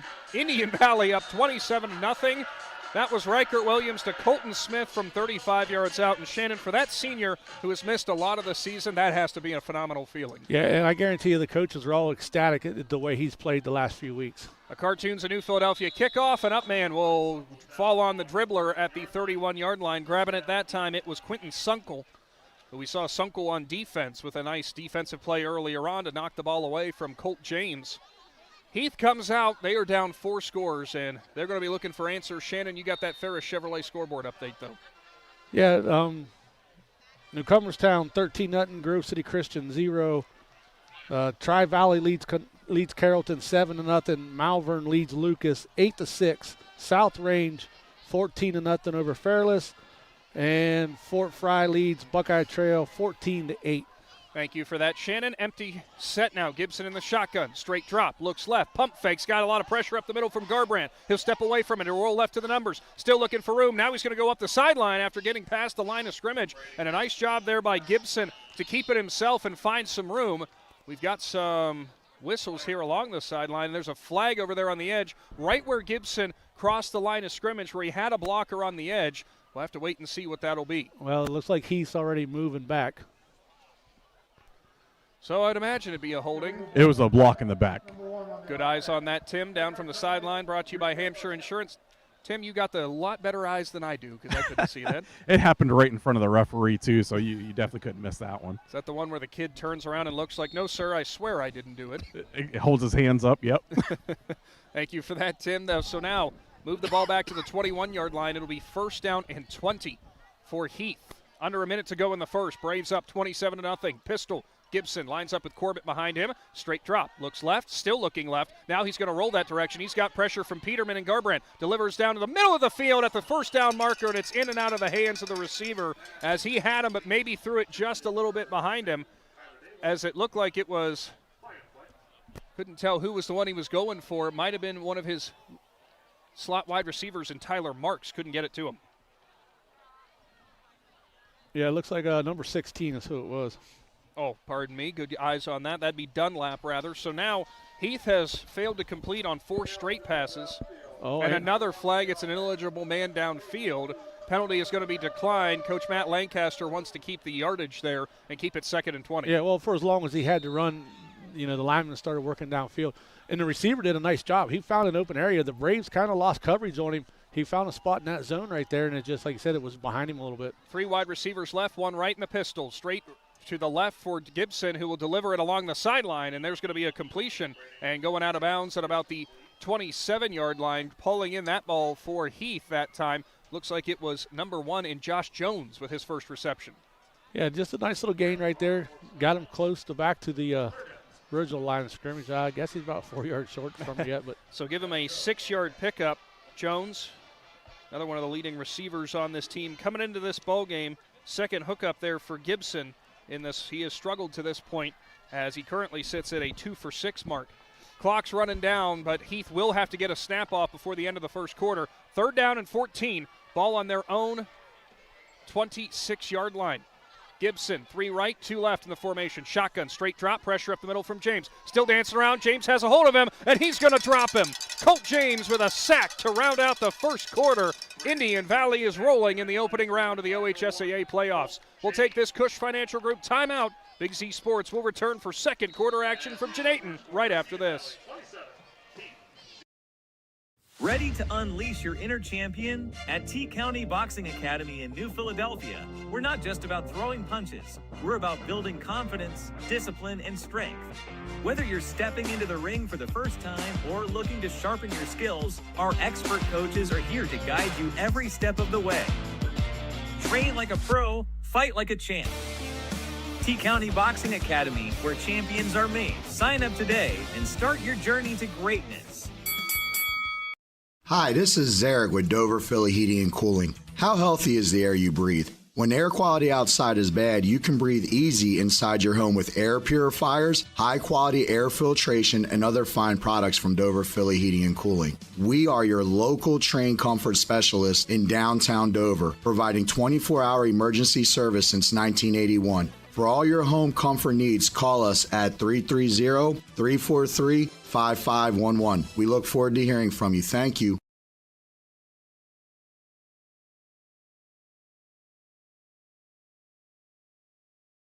Welcome back into the Hartzler's Quality Housing Mobile Studio. Punt time again for Heath, deep in their own territory. Marks back with his feet on his own 7. Steps into it, wobbly punt, bounces at the 50, and it will be getting out of the way as Golder takes a heck of a Heath roll, and it's going to go back to the 31. So a nice job by Marks to flip the field. Yeah, Golder kind of shook his head right there. He's mad at himself that he kind of just let that one go. He thought it was going to die, but, they got the Heath Bulldogs caught a break right there and got a big roll. Right now in your yardage discrepancy, it is all Braves, as it is 2:26 for Indian Valley to just 23 for Heath. Braves defense and offense really rolling to open things up, and again, as we've mentioned, for junior running back Grady Kinsey, still has not even been on the field in this game. And right now, Shannon, I highly doubt we're going to see him given this score and how Indian Valley's playing. No, they're not going to use him now. They're going to let him rest and get ready for round 2. Misdirection, the handoff there. It's Golder who goes up the right hash marks. He'll step up across the 41-yard line before he's taken down. A nice pickup on first down for Golder, who's having himself a nice game. Got extra whistles here. Not sure what that was about. That would be a gain of 9 to start things off for Golder. 53 yards, Shannon, on 3 carries. Not too bad. No, like I said, everybody's having an outstanding night offensively and defensively for the Braves. And the way this game is going, we might not see a lot of these Indian Valley kids in the second half. Williams in the shotgun. Lone running back to the left is Bircher. Direct read off the left side. He's actually going to throw a swing pass, and Golder looks up the field too quickly. It goes in and out of his hands, and there's some extra whistles there. As you saw Williams react, he thought maybe they thought that was a backward pass, but it is ruled incomplete. Yeah, well, in his defense, the whistles weren't very loud because I think only one guy blew it. We all kind of looked around at each other like, is it live? Is it dead? 3rd down and 1. 11-19 showing on the clock here in the second quarter. Of course, stick around when we get to halftime. We will be bringing you your First National Bank of Denison halftime report. Guys back in the studio will tell you all about what's going on all around the high school playoffs in week 1. I formation, there's a false start. And getting started off the left side a little bit early there for the Braves. Looked like it was number 71 in Coy Haney. Yeah, Coy got a quick jump right there. Makes it a little bit more difficult now. Make that 3rd down and medium. So Ferris Chevrolet scoreboard update. New Philadelphia has tied Jackson up 7-7 in the second quarter. Garraway has scored again as they now lead Lakeview 21-7 in the second quarter. And Ridgewood has tied up Mechanicsburg 7-7 in the second quarter. Thank you for that, Shannon. Indian Valley's going to go with a pistol with a wing off to the left in Golder. Williams lines up almost right in front of Reese St. Clair. Hard count, nearly gets Heath to jump, and they will. And we're going to go right back down to 3rd and 1 after the Bulldogs are guilty of the jump. Yeah, I just gave 5 yards right back. It's a chess match sometimes in high school football. And it's just one of those things as a coach, you know they're wanting to get off the ball hard because they know they got a chance of stopping you right now. So you throw that hard count out there, and Heath fell for it. So, ball at the 41 of Indian Valley, 3rd down and 1. Braves up big, I formation. Lone running back in Barr, straight behind the fullback in Bircher. First man through in Bircher. He's got a lot of room down the left hash marks. Lowers his shoulder into the safety, and he's still going as he was on top of him. He crosses the 40 to 35, and now they're going to blow it dead. Back at the 47-yard line, Bircher had wide open space in front of him. Shannon, I don't know if his knee ever actually fully fell down. You have to go back and check on our stream potentially for that. But what a run by the senior. Yeah, it would have been close because he went pretty low to hit him. But I think all the officials were probably worried about the safety of that young man and wanted to see how he reacted first before they blew the whistle dead. A 12-yard carry for Bircher, who absolutely levels the safety, of course, on our Wayne Door Now replays. we got a flag that comes in.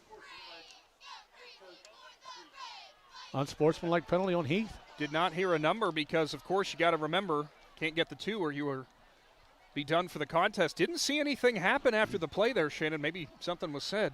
Well, yeah, they were both already on their own sides of the ball and stuff, and the head referee actually threw the flag, and then he just walked over and he called the penalty. So that moves Indian Valley up to the 32-yard line. By the way, guys, I do believe it was on the coach. Good eyes on that, Tim. See, again, this is why he's got the eyes on the sideline. Brought to you by Hampshire Insurance. Shotgun. Williams, play fake, straight drop, looks for room on the left side. He gets it to Bircher almost as Golder goes up with Corbett, the defender for Heath. It tips off of their hands and went off of Bircher's hands. Yeah, I think the pass was actually supposed to be to Bircher, and Golder jumped up in the air and put his hand on it. Bircher was wide open back there. It'll be 2nd down and 10. Tim standing down there on the sideline with our stringer for tonight in Daniel Adams. Tim, is it getting chilly down there, as chilly as it is up here? Yeah, I had to pull the hood up. It's getting a little chilly down there. That's definitely playoff football weather. Daniel's giving me a thumbs up or a head nod that it's getting a little chilly. Ball at the 32-yard line, 2nd and 10. Williams, direct read off the right side. Bircher lowers his shoulder with a block. It's a 1st down, and almost over top the safety again for Williams as they'll enter the Jeff Wallach LLC red zone. It is another big-time pickup, and it looks like we've got a player down for Heath. So we'll have to take another brief Cush Financial Group timeout. Big Z Sports will return right after this. The Tuscarawas County dairy farmers want you to know that low-fat chocolate milk is a great choice for student athletes and hard workers. It provides the nutrition needed after practices, games, or a hard day at work, and it tastes great. Low-fat chocolate milk is packed with carbohydrates for energy, proteins to repair muscles, fluids to rehydrate, plus vitamins and minerals to help build strong bones and bodies. It's the official beverage of the Ohio High School Athletic Association. Tuscarawas County Dairy Farmers. Farms, family, food. For the Braves in the Jeff Wallach LLC red zone, 1st and 10 from the 16. Williams, right side, cuts back, middle, dives forward up to about the 12-yard line, and that'll be a pickup of about 4 on 1st down. Yeah, I got to give a lot of credit once again to the offensive line for the Braves. Are playing outstanding together tonight and doing everything right. The player who went off, I believe it was Colton McLean for Heath. Well, it could have been Alex Zarins, not sure which one it was. It was either 55 or 66, could not see. So Indian Valley will break the huddle looking for more. For Heath, their leading tackler in J.J. Holloway still not out there on the field. I formation, Williams under center, turns, fakes it to Golder, rolls right, has a man wide open, and Rowan Pacine catches at the 7 and slides down at the 5. Pacine was looking for the pylon and lost his footing. It's still going to be a 1st down, and it's now a goal-to-go situation. Yeah, nice play fake by Riker Williams right there. He sold the 2 guys out here on the end. They went with the fake, did a nice job hitting Pacine. Pacine tried to put his foot down and cut back in to take on the defenders and get across the goal line. But like I said, his feet just slipped out from underneath of him. So Indian Valley comes back out, all the momentum in the world. But you know, Shannon, for a player with like Pacine there, whenever you have that little bit of a slip up when you know you could have had pay dirt, that is a hard thing to swallow. They'll go up the gut. A lot of contact in the middle there. Big pile, still pushing, and not much doing there for the Indian Valley offense as they try to do some hard smash mouth football. Bulldogs are ready for it, though. Ball carrier that time looked like it was Barr. Yeah, it looked like somebody for the Bulldogs there kind of got into Titan Peterman and knocked him down, and Golder had to hurdle over top of him, and Titan Peterman looks to be limping a little bit. They're going to go I formation again. Quickly to the line. Williams turns, pitch play. Golder looking for the edge, got the edge, cut back in. Eric Golder's in for the 2nd time. A 4-yard touchdown run for the senior. Nice job by Kellen Coates right there. They come out of the huddle. He got hung up behind a guy, but he was able to hurry up and get over there and set just as Riker Williams snapped the ball. I mean, it was close to being a, offensive false start. You saw him scrambling up to the line. Indian Valley kind of paused halfway to the line of scrimmage before they all scrambled and eventually got set for another touchdown strike. James for the extra point. And there's another issue with the snap. Williams going to have to roll out. He'll lob it to the end zone. Jump ball. Nearly hauled in, but it is going to be dropped by Pacine as it will stay 33-0. So that's 2 bad snaps on the extra point tonight. The quarterback got up and was able to throw it away. Remember the Strasburg after having game? His knee down, correct. Yeah, the guy, the holder was holding the ball, and then when he got out to run with it, the official blew it dead and said he downed the ball. That is a very interesting dilemma that we saw in that previous game. We'll keep it right here for this Cush Financial Group timeout before a Cartoons of New Philadelphia kickoff. Shannon, any scoreboard updates that we have from around Z Country? Yeah, Ferris Chevrolet scoreboard update. New Philadelphia and Jackson tied 7-7 in the 2nd quarter. Dover leads Granville 6-0 2nd quarter. Garraway leads Lakeville 21-7 2nd quarter. Mechanicsburg and Ridgewood are tied at 7 in the 2nd quarter. New Cumberstown 16-0 over Grove City Christian in the 2nd quarter. Conotton Valley 21, Fairfield Christian 7. Eastern leads Strasburg 17-0. Tri-Valley 7, Carrollton 6 in the 2nd quarter. Malvern 16, Lucas 6. South Range 28, Fairless 6. And Fort Fry leads Buckeye Trail 14-8 in the 1st quarter. So another Cartoons of New Philadelphia kickoff upcoming. Thanks for those scoreboard updates, Shannon. A lot of our teams in the high school football playoffs. Love to see it. James, a low-line drive, and we got whistles because I don't think Heath was ready. I didn't hear a whistle from the official that they were ready to go either. No, he's going to throw the flag. James just lined up and kicked it, and the official down here didn't blow his whistle to tell him to go. So we'll have to do that again after the Braves. Oh, it was a delay of game. I didn't even see the play clock, Shannon. I think they called a delay of game if the official wasn't ready. Good call. Good call, yes. I was like, play clock on the kick. Wait a minute. I haven't seen that. So that means that the Braves will now be kicking off from their own 35-yard line. James talking to the official there, probably having a good chuckle, said, sorry, man, I didn't mean to do that. Well, a lot of times it's the noise from the band, the noise from the crowd. You think you hear the whistle when you really ought to be looking down here at the official, and he blows it early this time. He did it extra loud, too, to say, all right, buddy, now we're ready to go. And now the play clock's going because he blew the whistle. So from the 35-yard line, James steps up to it, puts his right leg into it. It's a low line drive. Up man off of his fingertips. It'll go into the next man back. And Heath will take over at the 27 as they take a knee. The Indian Valley offense comes back out. And, Shannon, this has been a gritty game, hard-nosed so far to this point. Something of note, looked like Titan Peterman was going to come out, but they actually, or was going to go out on the field. They've actually had him return and take a seat. Yeah, well, which is interesting. Anybody's on defense. Did I say offense? You said I'm sorry. offense. My apologies. And I'm not sure how much Titan Peterman was playing on defense before that. I really wasn't paying I'd seen attention. him on a couple of different plays, but that was interesting. Looks like Brogan O'Connor comes into the game on the line. Well, like I said, he was limping after that one offensive series, so they're going to be cautious now. And there's a false start. Two men started moving there. Oh, no. They're going to say an Indian Valley player came across who the Braves look a little confused, too. I thought, Shannon, two men went in motion. Instead, 5 yards by way of the Bulldogs to start off the drive.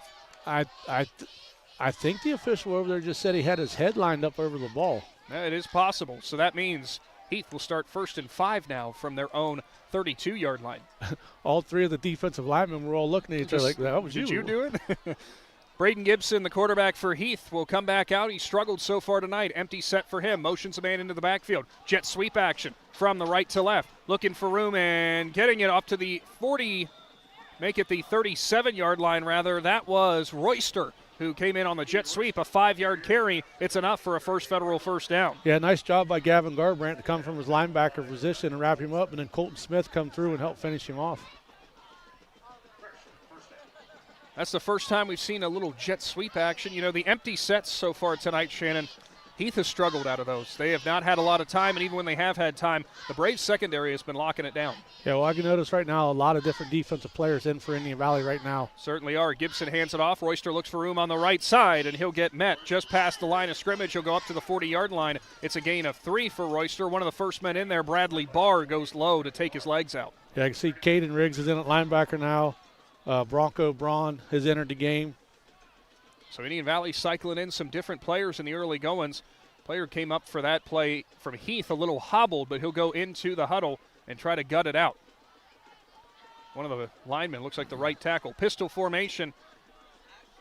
Gibson lines up in front of Corbett in the pistol. Straight drop, looks left, still looking left. Now he'll roll that way, has open space, delivers to his receiver, in and out of the hands there, as unable to haul it in here on the near sideline. It was going out for that pass. It looked like it was Chris Baker. Kyler Vosick again out there in coverage doing a nice job. Vosick called his name a couple times tonight, Shannon. He's been doing a good job defensively. Yeah, he had a pick 6 earlier this year for the Braves, and like I said, he's just another one of those young kids that's getting a lot of playing time this year, and he's really stepped up. Vosick is a junior, listed at 6 foot, 180 pounds. Good-looking junior. Shotgun, take it back, pistol, Gibson, straight drop, Corbett steps up to block, goes to the right side, delivers sideline, nearly jumping that pass was the Vosick, but it is hauled in along the sideline at about the 49-yard line. They'll actually mark him at the 50. It's a gain of 10, and it's a first federal first down. Take it back. It looks like they said it was Brett O'Connor out there in coverage. You have to bear with us, I guess, Shannon, because we're trying to keep up with all the substitutions. What he said, but I think you was right. I think it was Vosick, number 14, that tried to jump at. But a nice job by the receiver. He did a nice little hard cut to come back, and the quarterback was able to get him. Play fake out of the pistol. Rolling left is Gibson. Looks for room and delivers just a little too hot out of the hands of his receiver. On coverage was Colton Smith. Caden Hostetler was almost ready for the tip ball. Yeah, Hostetler tried to spin around backwards and grab it. That was in and out of the hands of Dunlap, the 6'2 senior who has struggled so far in this game to get his hands on the ball. Yeah, it looks like the Braves now have Riggs on the defensive line, Titan Peterman coming in on the defensive line, and Brogan O'Connor. Second down and 10. 7 minutes exactly shown on the clock here in the second quarter. Halftime will be upcoming. With the guys back in studio here on stream, we'll give you all the updates on the stats and how this first half went. Royster off the right tackle, steps forward past the line of scrimmage on the right numbers. He'll go up to the 47-yard line, brings up 3rd down and 7. Royster so far for this ball game, that is his 5th carry. And when we talked to head coach Tim Ward in the pregame, he said it was Corbett who had the lion's share of the carries, but he listed his running backs in Corbett and Royster as kind of 1A, 1B. Royster right now is handling most of the load. 3rd down and 7. Heath breaks the huddle. Pistol again. One wide receiver all the way out here on the left side by themselves. They'll do trips right on the bunch. Motion man from right side, and now you got 2 men moving in the backfield. No flag comes out. Now it comes in. Riggs is going to grab him at the line of scrimmage, and the Indian Valley defense drives him back. Shannon, that's going to be an illegal motion. Yeah, it's going to be a legal motion, and Lancaster's going to decline this. So that was the luxury of that penalty. 2 guys in motion doesn't stop the play. It's not a false start, so they'll take it to 4th down now. Officially, that was a no gain on the carry, as is, in fact, what the official signals there. And Lancaster does decline, so 4th down and 7 is upcoming. Whether you're tuned in at 99.9 or on the Big Z Sports YouTube channel, get subscribed today and make sure your notifications are on so you can get notified every single time we go live. We got plenty more football action going on right now on our YouTube channel as well. The Garaway Pirates doing battle with Lakeview in the opening rounds of the high school football playoffs. And on the WJER YouTube channel, New Philadelphia down there in Jackson in southern Ohio. Mark steps into it, left foot kick. That one might have been tipped as it goes wobbly off of his foot. I don't know if Riggs got a hand on that maybe. Yeah, Riggs got in there close. It's one of those ones where he's trying to get in there, but you also don't want to get it for roughing the kicker, so you're just kind of trying to reach in. As he gets some tips there from special teams coach Bolin when he comes to the sideline. Any other scoring updates? Yeah, some Ferris Chevrolet scoreboard updates. New Philadelphia and Jackson are still tied at 7. Dover still leads Granville 6-0. Garaway on top of Lakeview 21-7. Mechanicsburg has retaken the lead over Ridgewood 14-7. Conotton Valley 21, Fairfield Christian 7. And Tri-Valley leads Carrollton 14-6. Thank you for that, Shannon. Now they got 2 running backs in the backfield in the shotgun. Williams, play fake, rolls, right side, finds Golder on the sideline who is open. Golder's going to make the grab at about the 44-yard line, which is where he'll step out of bounds. A gain of 11 on the pitch and catch. Yeah, nice job by Golder. Just kind of floated right out here. And Williams, nice ball, got it out in front of him. He caught it, turned it up for a first federal first down. Golder's 3rd reception of the ball game. Williams so far on the night, 5 for 8 for 72 yards, but it has been his legs. 10 carries, 136 yards. Pistol, 1 running back in bar behind Williams. 2 wide receivers right, 1 left. Now looks like a play change. Williams barks it out to his offensive line. They'll shift it to a shotgun. Barr lines up on the right. He'll get a lead block there. It's actually St. Clair in the backfield who sets off a nice lead block for Williams, who goes up and over, who is also following one of his lead blockers in Coy Haney, who got out there from the left guard position and was blocking on the right side. Yeah, Haney did a nice job, got out there leading the way. Riker put his hand on his back, was getting ready to make a catch, and somebody from behind kind of got his leg and tripped him a little bit, and he just kind of somersaulted. Nice little easy fall to the turf for once. A 12-yard rumble up to from 144 to the next 44. Indian Valley back in plus territory. Williams breaks the huddle. St. Clair in the backfield again. Lone running back in the pistol behind Williams. 2 wide receivers right. It's Golder in the slot on the right side. Back to pass. Williams looks, fakes right. Now he's going down the field. Golder's got separation. It's overthrown, and it's into the hands of Royster, who will pick it off at the 7-yard line. Nice play by Jakari Royster, who got behind Golder on the play and has the game's first turnover.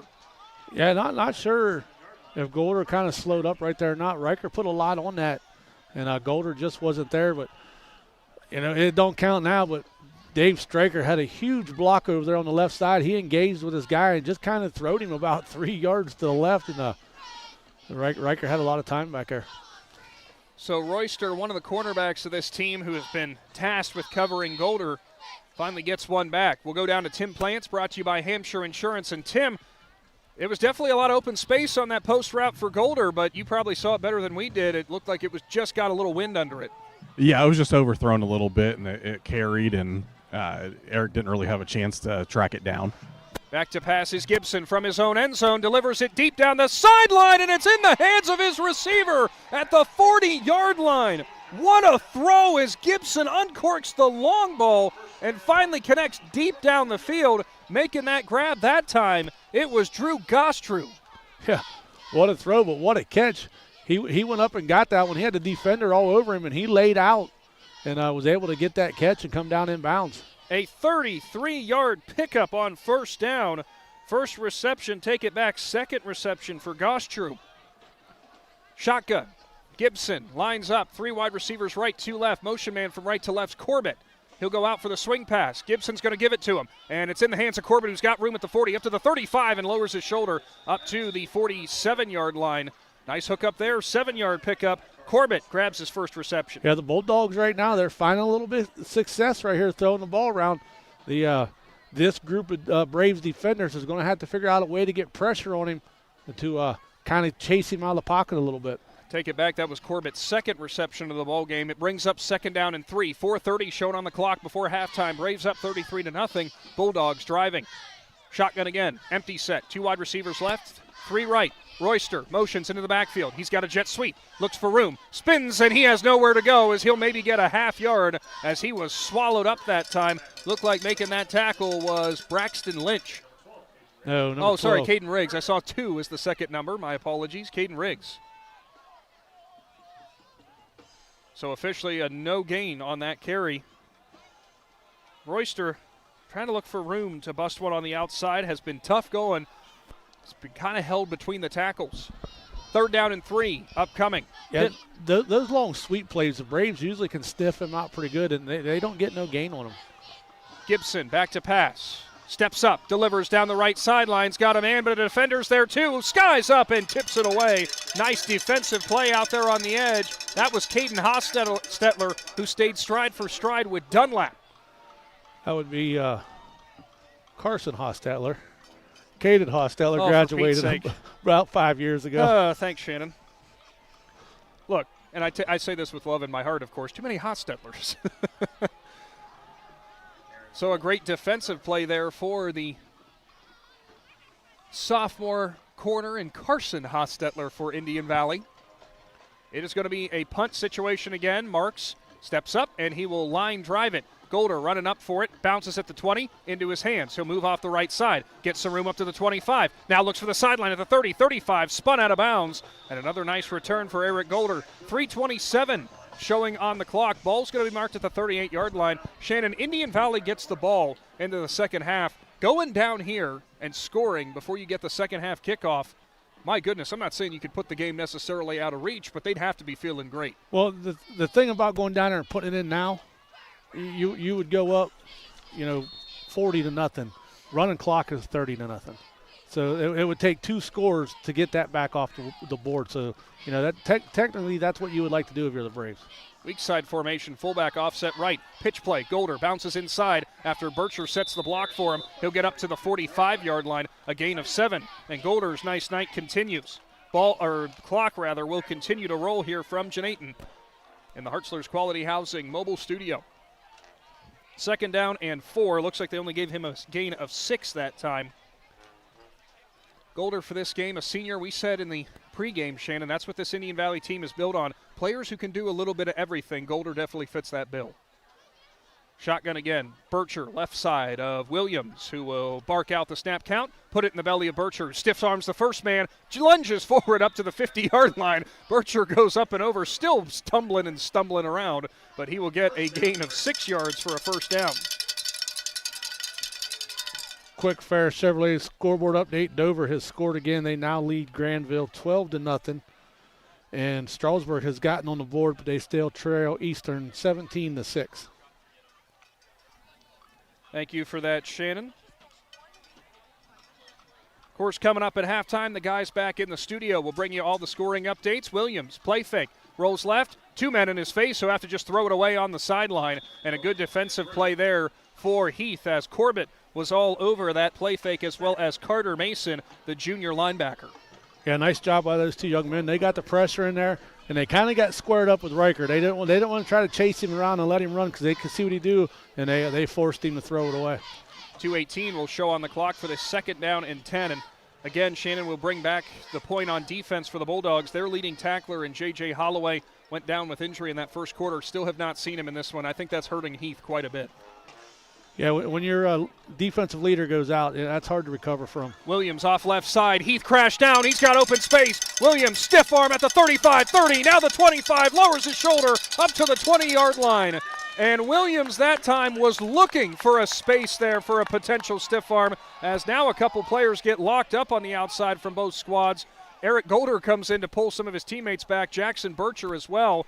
Both of them showing off some senior leadership there, Shannon, saying, guys, get back to the huddle. Yeah, the senior leaders did a nice job there. One of the younger players didn't like the way that his quarterback was treated on the ground, so he came in to protect his quarterback right there, and the referees kind of got them all separated. The players got them separated, and the referees are like, all right, let's go. Well, thanks, boys. So good to see out of both Bircher and Golder there. 2:05 on the clock. Call it your pseudo 2-minute warning if we had those in high school football. I formation. Barr is now at fullback. Fake the pitch. Misdirection. Sweep play. Golder sweeps right side at the 14, and he is tackled from behind. Good to see Golder spring back up as he kind of got tackled awkwardly there, but it's a 6-yard pickup. Yeah, nice job by Golder to secure the ball. Looked like it kind of rolled around in his arms a little bit after Riker gave it to him, and he was able to re-grip it before he made his cut to go forward. Indian Valley working quickly here. Minute 30 on the clock. They'll get set, and they'll go quickly.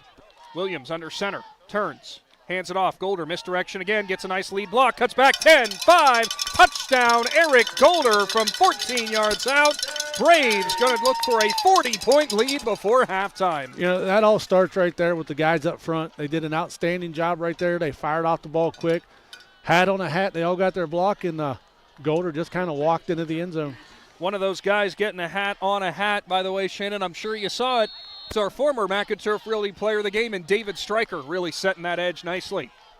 Williams to hold, James to kick. They've struggled on the holds. James is into it, and it is going to be good. 40-0, Indian Valley leads Heath. Big Z Sports will return after this Cush Financial Group timeout. Hi, this is Jan McInturf. The past 30 years, the residents in and around the Tuscarawas County have made the call to the realtors and staff of McInturf Realty for buying and selling of residential and commercial properties. We truly live in a great community, and in all of those communities, there is nothing better than high school sports. For myself and all the agents and staff at McInturf Realty, we would like to wish all the area athletes good luck this season. And make the call to McInturf Realty, 330-364-SOLD, or find us online at McInturfRealty.net. Fall brings cool evenings, football games, and weekend camping. Muskingum Watershed Conservancy District has the perfect way to recharge after a long week at work. A place to sit around a campfire making s'mores and relax as you watch the snapping and flickering flames dancing under the moonlight. Choose a campsite at Atwood or Tappan Lake Park for your fall weekend getaways. Camping is the perfect way to spend an evening under the stars with family and friends. For more information, visit mwcd.org. Welcome back into the Hartzler's Quality Housing mobile studio. It's time for another Cartoons of New Philadelphia kickoff. Low squibber out of the leg of James into the hands of an upman at the 28 who will fall on it. Falling on it that time was Brady Carnahan, this junior wide receiver. Shannon, if you're the Bulldogs coming out here, you're down huge here in this first half. You would want nothing more than to just have a nice, productive, quick drive, put one in the end zone. Still won't take the running clock away in the second half, but at least you'll have something to hang your hat on heading into the locker rooms. Well, I'll tell you what, their quarterback's got a nice arm on him. So if you can do a quick double move out there and get the defensive back to bite on it and get your wide receiver wide open down the field, you could score quick. I mean, he's got a cannon.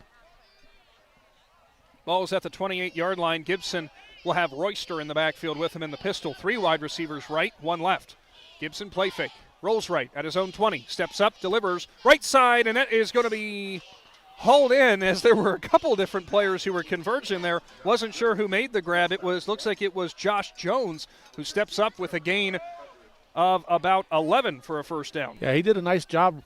He went downfield and then kind of cut back, and he caught it and went out of bounds right at the sticks.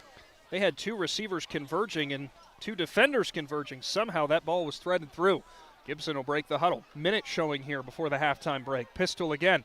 2 wide receivers left, 1 right. They'll line up a wing off the edge on the left side. Royster in the backfield. It'll be given to him. He'll look for room off the left side, get some nice blocks on the edge, up to the 45, breaks out of one tackle, 50, up to the 48-yard line, where Royster will get knocked out of bounds. So give him a gain of 10 that time. Yeah, I'm not sure if he got out of bounds or if they're just stopping it for the first down because it was close. The last play, everybody wondered why the clock didn't stop. Well, after he caught it, he went backwards towards the sticks, and that's considered forward progress, so the clock continues to run. Went back on his own volition, was not forced back there, under 40 seconds now. Yeah, and the clock started back up after they set the ball, so he didn't get out of bounds. Corbett in the pistol behind Gibson.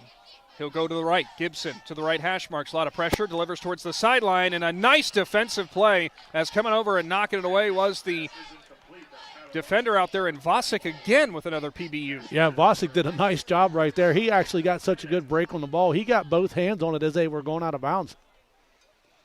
Could have been a major defensive play again. Indian Valley has dominated all facets of this game, and we'll tell you all about that coming up at our halftime report, brought to you by the First National Bank of Denison. Of course, we'll check in with Tim Plants for his thoughts, too, at halftime.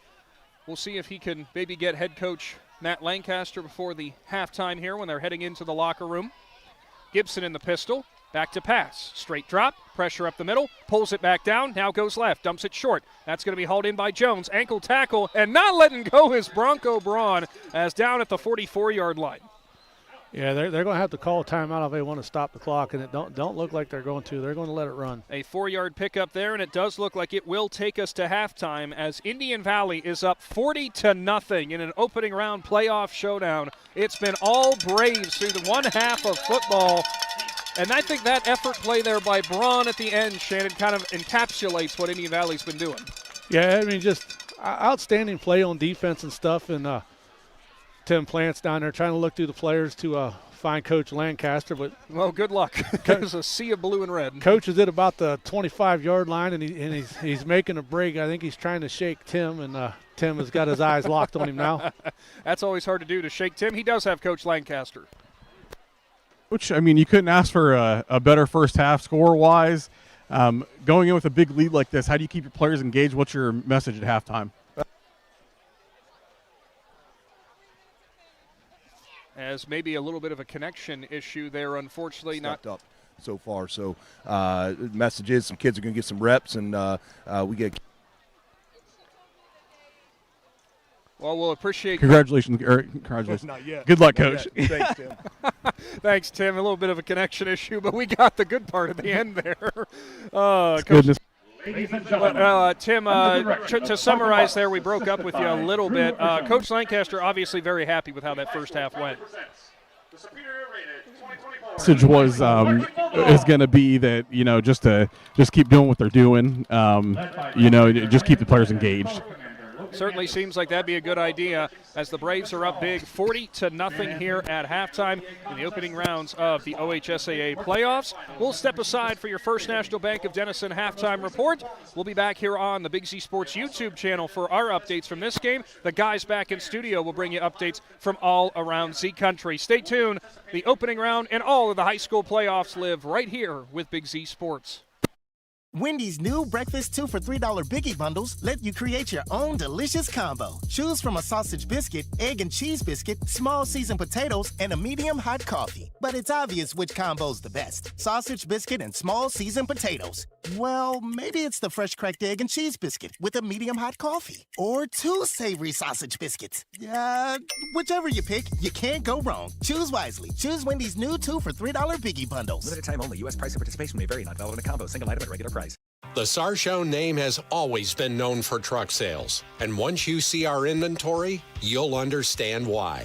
At Sarshone, Chrysler, Dodge, Jeep, Ram, and Dalton, you'll find the largest selection of new trucks and SUVs in the area. Shop our inventory at sarshonecdjr.com or stop in and visit us on the corner of Route 30 and Route 94 in Dalton. Sarshone, Chrysler, Dodge, Jeep, and Ram. Get your own at Sarshone. Gillen Body Shop knows that when their business is needed, it's never planned and it can cause quite the inconvenience. That's why Gillen Body Shop makes the process as easy as possible for their customers by making sure the work is completed right the first time. Gillen Body Shop has experienced staff that give all completed work a 100% guarantee. So when those unplanned repairs to your vehicle are needed, there's only one choice. Gillen Body Shop on Cary Avenue in New Philadelphia. Find them on Facebook. All the talks we've had over the years, including what you've told me about not using alcohol and other drugs, they stick with me. And believe it or not, they really do make a difference, especially at times that matter most. Hey, want a drink? No thanks, I'm good. So thank you, Dad, for talking and preparing me for what's ahead. Thank you for talking. For more information about talking with your kids about underage use of alcohol and other drugs, visit underagedrinking.samhsa.gov or go. This is Brian Williams, commercial lender with the First National Bank of Denison. The day you decided to open your business, you planted the seed. As your roots become stronger, the First National Bank of Denison is here to help your business grow. Strong businesses make strong communities, and because we live, work, and raise our families here, your business benefits us all. Whether you need more space, equipment, or inventory, come see us today for your next business loan. We are a local bank with local decision makers, and your success is our greatest reward. At the First National Bank of Denison, we have our roots where others have their branches. Equal housing lender, member FDIC. This is RJ Jacobs from DAC Vitamins and Minerals. Did you know that DAC Vitamins and Minerals has more than 40 proven equine supplements that include daily multivitamins, joint, digestion, reproduction and fertility, calming, and many other specialty products? DAC also carries a complete line of livestock products called DAC Show Contender. Feed DAC Vitamins and Minerals to get the competitive edge in the show pen. We've been feeding champions since 1983. Hi, I'm Zach Motice with the Tuscarawas Insurance Agency. For all your auto, home, farm, and business insurance needs, contact our team at the Tuscarawas Insurance Agency. Or stop in and see us at one of our 3 locations in downtown New Philadelphia, Sugar Creek, or in Strasburg, providing excellent service to the Tuscarawas Valley since 1885. Everyone here at the Tuscarawas Insurance Agency would like to wish all area athletes good luck this season.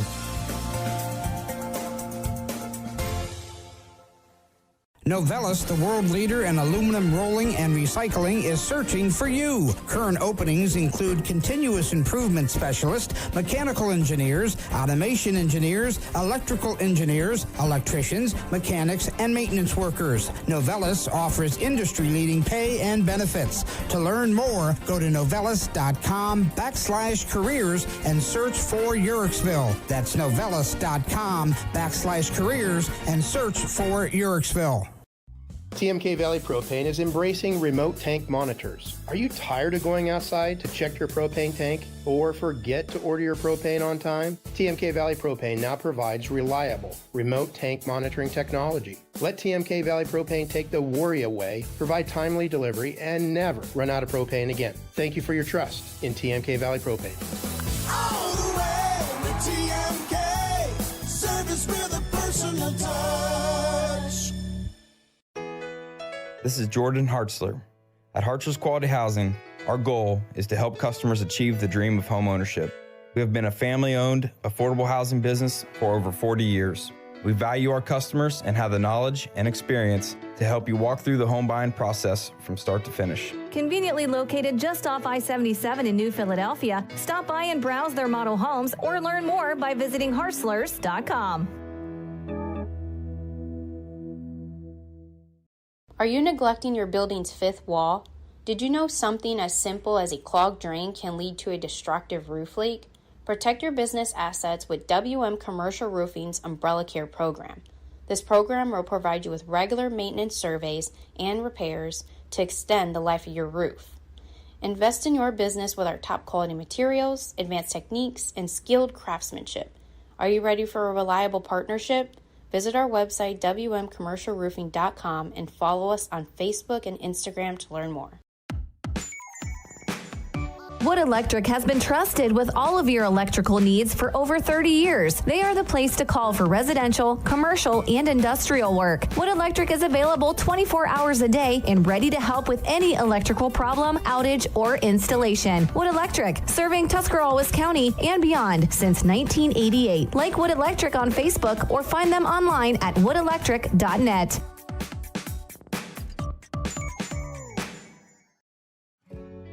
In the rolling hills of Holmes County, we tend to do things a bit differently.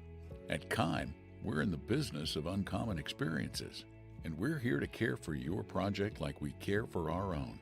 We believe that quality matters and want to help you get it right the first time, because your project deserves it. So visit Kime Home Center, your source and destination for all things home, building, and woodworking. Kime, built on trust since 1911.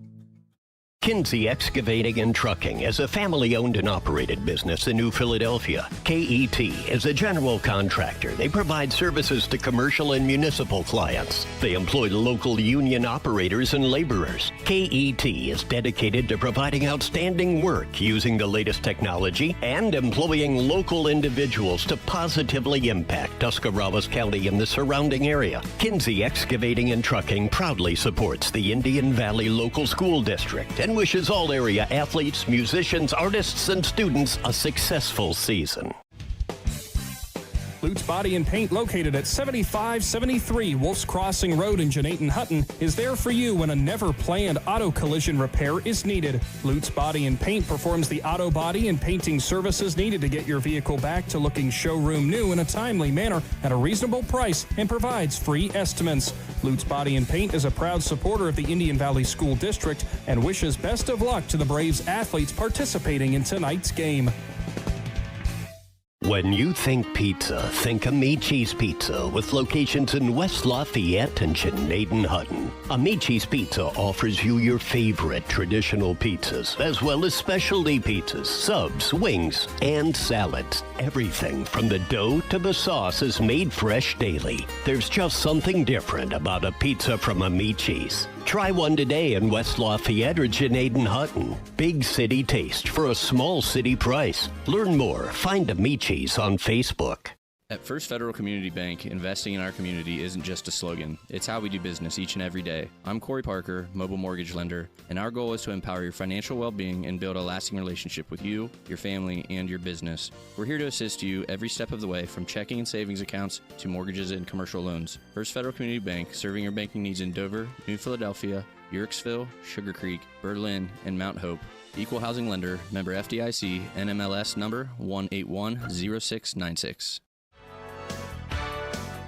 Is there anything better than high school sports? Hi, this is Dan Hosteller of Ferris Chevrolet Buick Toyota. High school sports brings out the best of our high schools and our communities, and the people at Ferris have always been behind the importance of athletics and academics. Just like we believe in the great cars and trucks that we sell and service every day. Like high school sports, we are a great tradition in the area. Ferris on the Wabash, New Philadelphia. Are you looking to join a team that values excellence and offers top-notch opportunities? Kimball Recycling and Disposal is now hiring. They're seeking best-in-class CDL drivers, skilled mechanics, and other dedicated professionals. Join a company that puts people first and makes a difference in the community every day. With competitive pay, comprehensive benefits, and a supportive work environment, your future starts here. Apply now at KimballCompanies.com and take the next step in your career. That's KimballCompanies.com. Recycling and disposal done right. Welcome in to the First National Bank of Denison halftime report. Nick and Shannon here from Jeanette-Hutton, where the Indian Valley Braves lead 40-0 over the Heath Bulldogs. As it is one heck of a showdown going on here between, or one heck of a showing, I should say, for Indian Valley. And before we get started with our halftime synopsis and breakdown, Shannon, I do want to give a shout out to both of these band squads, the Heath Bulldogs and the Indian Valley Braves. If you are on stream here with us, you can see Indian Valley out there on the field. Both these squads are going up to the state level tomorrow in Medina, so good luck to both of them. Yeah, you know, they've been to a lot of competitions this year, and they both got the right scores they needed to do to get to the state tournament. And I've been to that state tournament, and that's a couple-day thing up there, all those different bands and stuff, and it's an interesting thing to watch, that's for sure. Got to go up there, I think it was like 2 years ago, and got to see one of my wife's family members performing, and yeah, it's crazy how in-depth they go with that. So really good stuff. Good luck to both of them. And what's crazy about that is how they stay on schedule up there. They got all these bands, and they got it all scheduled out. And like, you stay on schedule or you're gone. That's like military clockwork that they have it. Well, in this first half, what else can we say other than utter domination for the Braves over the Bulldogs. Indian Valley is outgaining Heath 365-110. The biggest story of the night by far, no Grady Kinsey for Indian Valley, as we have not seen him through this game. But Riker Williams, 12 carries, 178 yards. He also is 5 for 9 through the air with 72 yards. Has been picked off, though, once. And Williams also has 1 touchdown run. Eric Golder, a pair of touchdown carries. Colton Smith has a touchdown reception, as I believe Shannon Williams is 1 for 1 in the touchdown to interception ratio, I should say. But Golder having a whale of a night as well. 7 carries, 83 yards. What else can you say? Indian Valley is just right now taking Heath to the woodshed. Yeah, I mean, everybody on offense has done an outstanding job. Yeah, Grady Kinsey is dressed. He's down there walking around the sideline. Kind of looks like a caged lion out there. He's wanting to go. He's doing sprints on the sideline. And I just think the coaches thought, it's been a long regular season. They know the workhorse that they got in Grady Kinsey. They're going to need him to be healthy deeper, and as a deeper run comes in the playoffs. And they decided to take this opportunity tonight and say, hey, we're going to try something different, give you a little bit of break. And he's probably not happy about it. I'm sure he's not. But he's a true competitor. But his teammates have stepped up and have done the job tonight. I mean, outstanding player from the offensive line. The wide receivers doing their blocking. Jackson Bircher having a big night as a blocker. And Jackson Bircher is trying to run through people tonight. He got a little anger in him tonight. I don't know, somebody took his peanut butter sandwich or something at lunchtime, but he has absolutely just ran a couple of kids over. And like you said, the sophomore quarterback in Riker Williams, you couldn't ask for a much better play out of him tonight, other than the one ball that sailed on him on the interception. I mean, that's been the one mistake. And technically it just turned into a punt and pinned them deep. That's all it did, and I think eventually Indian Valley got the ball back, went right back down to score. We'll ask Tim Plants for his opinion on that first half, as Tim's actually joined us up here. Boy, the gloves have coming out. The hot hands are in. Tim, you came all decked out, ready to go. Yeah, usually I'm not this cold, so it's a little chilly tonight, so I figured I'd be prepared, and my wife's been on me to dress warm, so. Well, partner, we're going to be if both of this Indian Valley team and other teams that we have in Z Country make some deep runs, you're going to need to dress even warmer than that. Oh, definitely. Well, I can say at least you're toughing it out, and you're still outside with this. As soon as the halftime whistle blew, Daniel Adams ran by us faster than Grady Kinsey headed to the end zone. He's sitting in the heated press box in there, and he's not moving. Yeah, I haven't seen Dan move that fast in a while, maybe since his high school days. Well, it's track coach Dan, right? So he was just showing off the wheels. That's right. Well, coming up will be the second half of action. This has been the First National Bank of Denison halftime report. Again, Indian Valley dominating performance so far. Probably not a lot of starters are going to be out there in that second half, so we'll keep up with that as best as we possibly can. Still 2 quarters to go. Shannon, before we wrap up our halftime, you've got a scoreboard update. Yeah, our Bear Carpet One scoreboard update. At the half, New Philadelphia and Jackson are tied at 7. Dover is now leading Granville 19-0 at halftime. Gareway is in the third quarter as they lead Lakeview 21-14. Mechanicsburg on top of Ridgewood 14-7 at halftime. Newcomerstown leads Grove City Christian at the half 16-7. Connaughton Valley all over Fairfield Christian 34-7 at the half. Eastern still leads Stroudsburg 17-6 in the second quarter. Tri-Valley leads Carrollton 14-6 in the second quarter. Malvern is at the half, and they lead Lucas 22-14. South Range leads Fairless 49-6 in the second quarter. Fort Fry leads Buckeye Trail 20-16 at the half. Thank you for that, Shannon, and we'll be back coming up here in just a little bit. Wanted to give a big shout-out during halftime, though, to our Claxon Communications crew doing all the hard work tonight, and Jaron Aber as well as Jeremy Holbrook, who's running our camera for us tonight. Thank you to both of you guys for braving the cold with us. Stay tuned. Coming back on air at 99.9 and right here on the Big Z Sports YouTube channel, we'll have second half football action, and we'll see as the Indian Valley Braves look for 2 more quarters to advance on to the second round of the OHSAA playoffs. Your home for high school football is right here with Big Z Sports. Are you ready to give your home a new look? Look no further than Wayne Door, your one-stop shop for all your residential needs. Garage doors, entry doors, windows, and patio doors. Wayne Door has everything you need to upgrade your curb appeal. With 24/7 emergency service, you can trust their technicians to be there when you need them most. Stop by the Dover showroom on State Route 39 or visit WayneDoor.com and let the experts help transform your house into the home of your dreams. Wayne Door, more than just garage doors, from the people you can trust.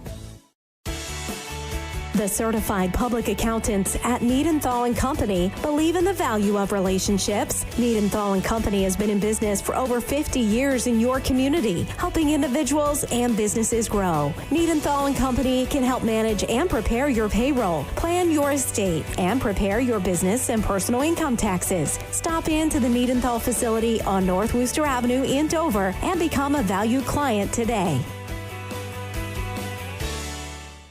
Is your vehicle banged up? Do you want fast professional service to get back on the road? MPAC Collision offers 2 locations, Newcomerstown and Strasburg, to help you out. Whether you need auto glass repair, paintless dent repair, assistance with warranty and insurance, or just need a free estimate, MPAC Collision has you covered. So the next time you need a repair, visit MPAC Collision online at mpactcollision.com and start your free estimate and learn all about what MPAC Collision can do for you.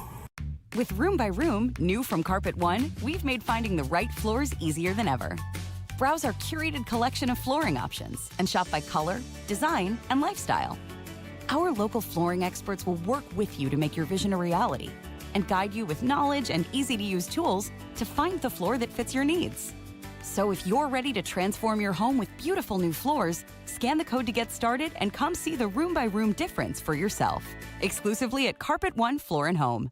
Cush Financial Group has been proudly serving the community's financial needs for over 35 years. The team at Cush Financial follows an industry-leading service model with a unique approach and fiduciary responsibilities associated with their board-certified financial planner. With over 75 years of combined experience, the advisors at Cush Financial Group are here to help you achieve your financial goals. Contact their office at 330-308-8700 or visit their website at cushfinancial.com to see about scheduling your free consultation today. Securities and investment advisory services offered through Independence Capital Company Incorporated, member FINRA SIPC. Jeff Wallach, LLC, is a family-owned and operated company proudly serving greater Northeast Ohio and surrounding communities for over 25 years. We specialize in vinyl siding, replacement windows and doors, gutters, downspouts, and much more. We provide quality service regardless of the size or scope of the project. Our crews are reliable, respectful, and mindful of a safe work environment. Jeff Wallach, LLC is certified by the Better Business Bureau. Call today and discover how we can assist you in making your vision a reality. Ron's Heating and Cooling in Denison has been serving this great area since 1977. At Ron's, no matter what you need, they can handle it. From heating and cooling to standby Generac generators, water heaters, tankless water heaters, mobile home equipment, duct cleaning, and 24-hour no-heat service. Winter, spring, summer, or fall, all you have to do is call 740-922-5252. Ron's Heating and Cooling proudly supports high school sports and would like to wish best of luck to all local athletes participating this season.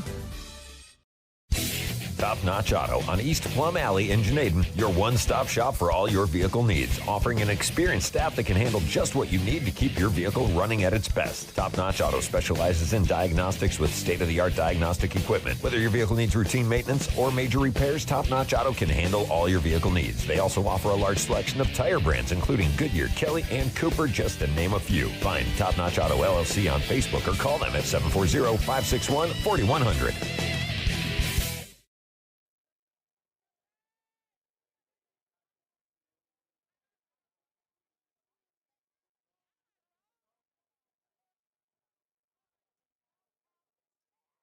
Back in, out of your First National Bank of Denison halftime report. Second half of action here from Janaten is on the way as both the Indian Valley Braves and the Heath Bulldogs have come back out onto the field, and we will await and see how many starters for the Braves are still out there as they're up 40-0. Huge thank you to the guys back in the studio for bringing us updates of all the other games going on in Z Country. Shannon? Well, I can tell you this. There's 2 backup centers and 2 backup quarterbacks on the field taking snaps. I was going to say, Carson Hostetler and Brett O'Connor, the 2 backup quarterbacks, are both warming up. Yeah, and then Braxton Lynch, who's a center on the JV team, along with, Brett O'Connor was the one taking snaps with him. So, hey, did you notice I got that right? Carson Hostetler. Well, for Indian Valley, what an incredible first half of action. And they're going to look to not necessarily put it in cruise control here in the second half, but obviously get out of here with a win and get out of here healthy. Yeah, and the plus thing is they was able to put that other touchdown on the board to go up 40-0. Running clock is 30 points, so now Heath has got to find a way to get it under 30 points in order to get that running clock to stop. And, a lot of fans still here. Some people have left, probably went down the road to get a slice of pizza or something before they went home. But, I mean, outstanding crowd here. Indian Valley fans travel no matter what. They know that we have this game on the radio and on Big Z Sports, but when they go on the road, they go on the road too. And Heath brought a nice little crowd with them for a couple-hour drive up the road. That was exactly what I was going to say. Heath had a nice showing here, and still the fans sticking around for this second half. Has not gone their way in this first half, but there's a reason that you go from whistle to whistle, without a doubt. So a huge thank you again, too, for all of the great hospitality here from Indian Valley. A warm press box, some pizza in there, too. Very, very, very hospitable. Yeah, Steve Carlisle and Michelle Carlisle run the Booster Club, and they take good care of us when we come here. I must say, during the national anthem earlier, as we were standing here, I looked out towards the parking lot there, and there were 2 Heath students, both females. They were walking across the parking lot as the national anthem started, and they stopped dead in their tracks, put their hands on their heart, and looked at the flag the whole time. So I don't know those 2 young ladies' names, but outstanding gesture they did there walking across the parking lot. Good on them, definitely. Always great to see for young students and student athletes respecting America. As we'll get our cartoons of New Philadelphia kickoff here into the second half of action. First Heath kickoff. It's an onside, and it's a dribbler. It'll bounce. Indian Valley comes up. Pacine throws it in the air, still scrambling for it, and somehow the Braves recover. Shannon, I'm going to give a lot of credit to Pacine there. He didn't necessarily try to recover it. He tried to bat it back to his teammates. Yeah, they weren't ready for it, and he come running up and actually tried to bat it backwards and take on a blocker at the same time to keep him out of there, and they got bounced around a little bit, and they got it, and just like we talked about, that's the whole JV offense right there coming out for the Indian Valley Braves. Ball will be at the 38-yard line to start, and it looks like it's Brett O'Connor who's going to get the nod as the quarterback. Bear with us through the names here. Shannon might do a little bit better than I will, but then again, neither you or I have seen him a whole bunch here through this season. Carter Neff's going to line up as your fullback. Lone running back, I believe that's Reese St. Clair. Yeah, well, one thing you know about it, like the lineman already got down. And to me, I don't know why they don't stand up, because they went down with 21 seconds, and O'Connor's just going to stand there. He's like, listen, we're going to get under 10 seconds before we snap the ball. It is an I form. I expect that most of the rest of the night. St. Clair gets it. Stutter steps outside off the numbers to the 38-yard line, and that'll be a nice pickup on first down to the 42. Actually, looks like they're going to mark it back at the 41, so it's a 3-yard carry for St. Clair. Yeah, nice job right there by St. Clair. Did a little dance right there to get away from a guy that looked like he was going to drop him at about the line of scrimmage, and he was able to get around the corner right there, and which the clock is going to run. I was going to say keep the clock running, but it's going to run regardless. It's not going to shut off. Of course, 30 points, the running clock active in high school football. Indian Valley looking to keep that cushion going. Gavin Garbrandt is in the game as a fullback now this time. He'll line up in the I form in front of the lone running back. And jumping the snap and absolutely leveling the ball carrier is a Heath defender in Colbert as a player goes down, and we will take a Cush Financial Group timeout as getting him back up there, taking that big lick. Big Z Sports will return right after this. Hey there, football fans. For over 60 years, Hampshire Insurance has been a cornerstone of the Sugar Creek community. We specialize in home, auto, life, commercial, and farm insurance. With our friendly and efficient service, you can rest easy knowing Hampshire Insurance is providing a path forward when the unthinkable happens. Give us a call at 330-852-4087. Hampshire Insurance, proud supporters of high school sports and your trusted neighbors in Sugar Creek. There we go.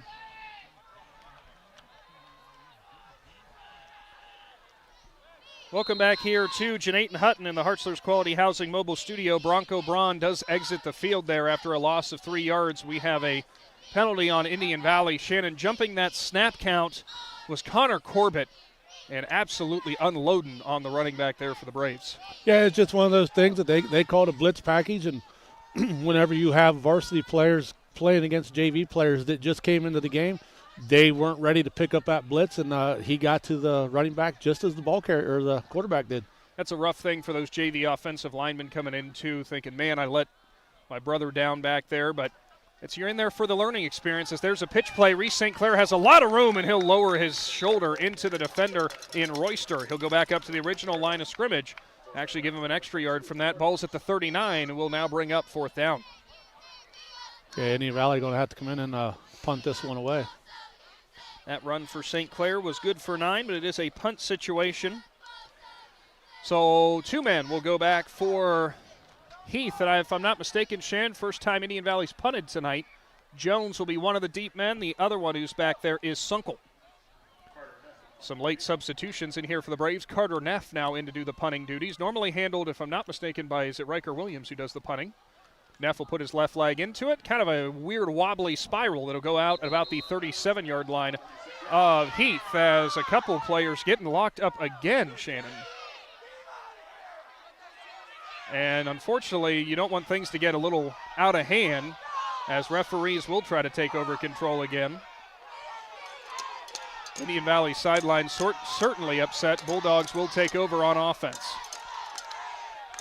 Yeah, it's something that the referees are going to have to get control of now because it's you got to do it now or you're going to have a problem down the road. Yeah, it's you don't want somebody to get hurt or be a bunch of penalties called, for unsportsmanlike conduct. So Coach Lancaster for the Braves there calling his coaches over and his team over and probably telling them let cooler heads prevail.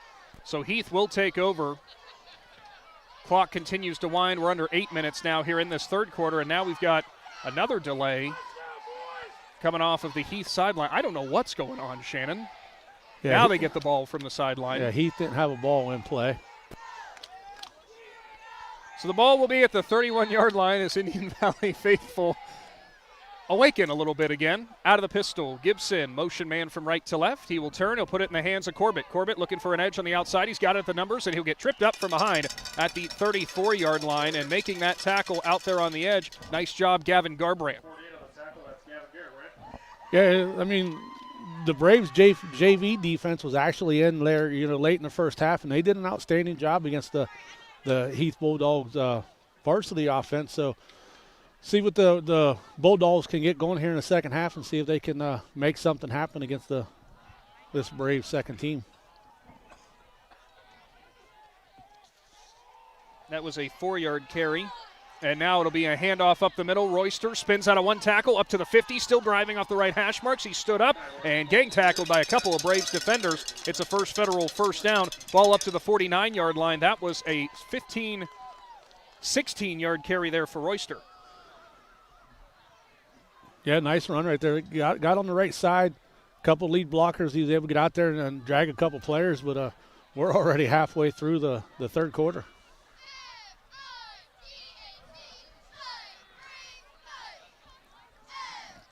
Bulldogs come out with 3 wide receivers to the left, 2 to the right. Heath back to pass. Gibson looks up the middle. He's got pressure from the backside. He'll get hit, delivers, and it's caught by Dunlap, who's ridden out of bounds by a defender there, who on the defense that time was number 29 in Logan Burrier. So 2nd down and 5 will be upcoming. Yeah, nice job by Landon Shepard right there, number 36. He's able to get pressure in the backfield, got the quarterback to run away from him. 2nd down and 5. Clock under 6 minutes to go here in the third quarter. Thanks for tuning in with Big Z Sports. As we try every week to be your home for high school football here in Z Country, and we thank you to all who've supported us here at 99.9 and on the Big Z Sports YouTube channel. Gibson in the pistol, lone man behind him in Royster, motion man from left to right. Handoff, Royster looking for room on the right side, breaks off a one tackle, still pulling forward. He'll get knocked down at the 40. It'll bring up a 3rd down and 1 from that 40-yard line as a pickup of 4. Yeah, it looked like number 20 for the Braves. Adler Sell got to him first, and then Bradley Barr come in and put a big stick on him right there at the end. Royster having himself a pretty good game out of the backfield, 38 yards so far, rumbling through. Heath breaks the huddle, 3 wide receivers left, 1 right in the pistol. Corbett lines up behind Gibson. Turns, hands it off. Corbett looks for room up the middle. He'll find it as he'll try to mow over the Indian Valley defense, and he'll get up to the 36-yard line. It's enough for a first federal first down as Corbett made that huge hit earlier on in this quarter. That is actually just his 5th carry for the leading rusher for the Bulldogs coming into this ballgame. A Barrett Carpet 1 scoreboard update. Ridgewood has scored here in the second half. That did not take long for the Generals. They are now tied with Mechanicsburg 14-14 in the third quarter. Dalton Patterson saying a very rough first half there for Ridgewood. in their opening playoff matchup. Gibson from the pistol, fakes it. Now he'll roll out, has pressure. Garbrandt has him. Now in the backfield, he's hit again. Garbrandt still got a hold of him. Carter Neff teams up with him and takes him down at the 48-yard line, and Garbrandt's very excited. Yeah, Garbrandt and Landon Shepard. Carter Neff was in there. Carter Neff, those three kind of chased him around back there and had him running back around before Garbrandt finally got a hold of him. And once Garbrandt got that bear hug on him, he wasn't letting him go, giving him a chance. Loss of 12 on that play will bring up a 2nd down and 23. Question is, Shannon, who do I credit the sack to? I give that one to Garbrandt. I mean, he's the one that actually got a hold of him and finished him off. Back to pass is Gibson again. Pressure off the edge. Delivers it down the sideline. Indian Valley's there defensively, out of the hands of the defender, though, almost into a Heath receiver's hands. As back there and making that pass defense, could not see who it was. I think it was number 20, Adler Sell. I think it was Adler Sell. Adler was in great position, just didn't get the hands on it quick enough.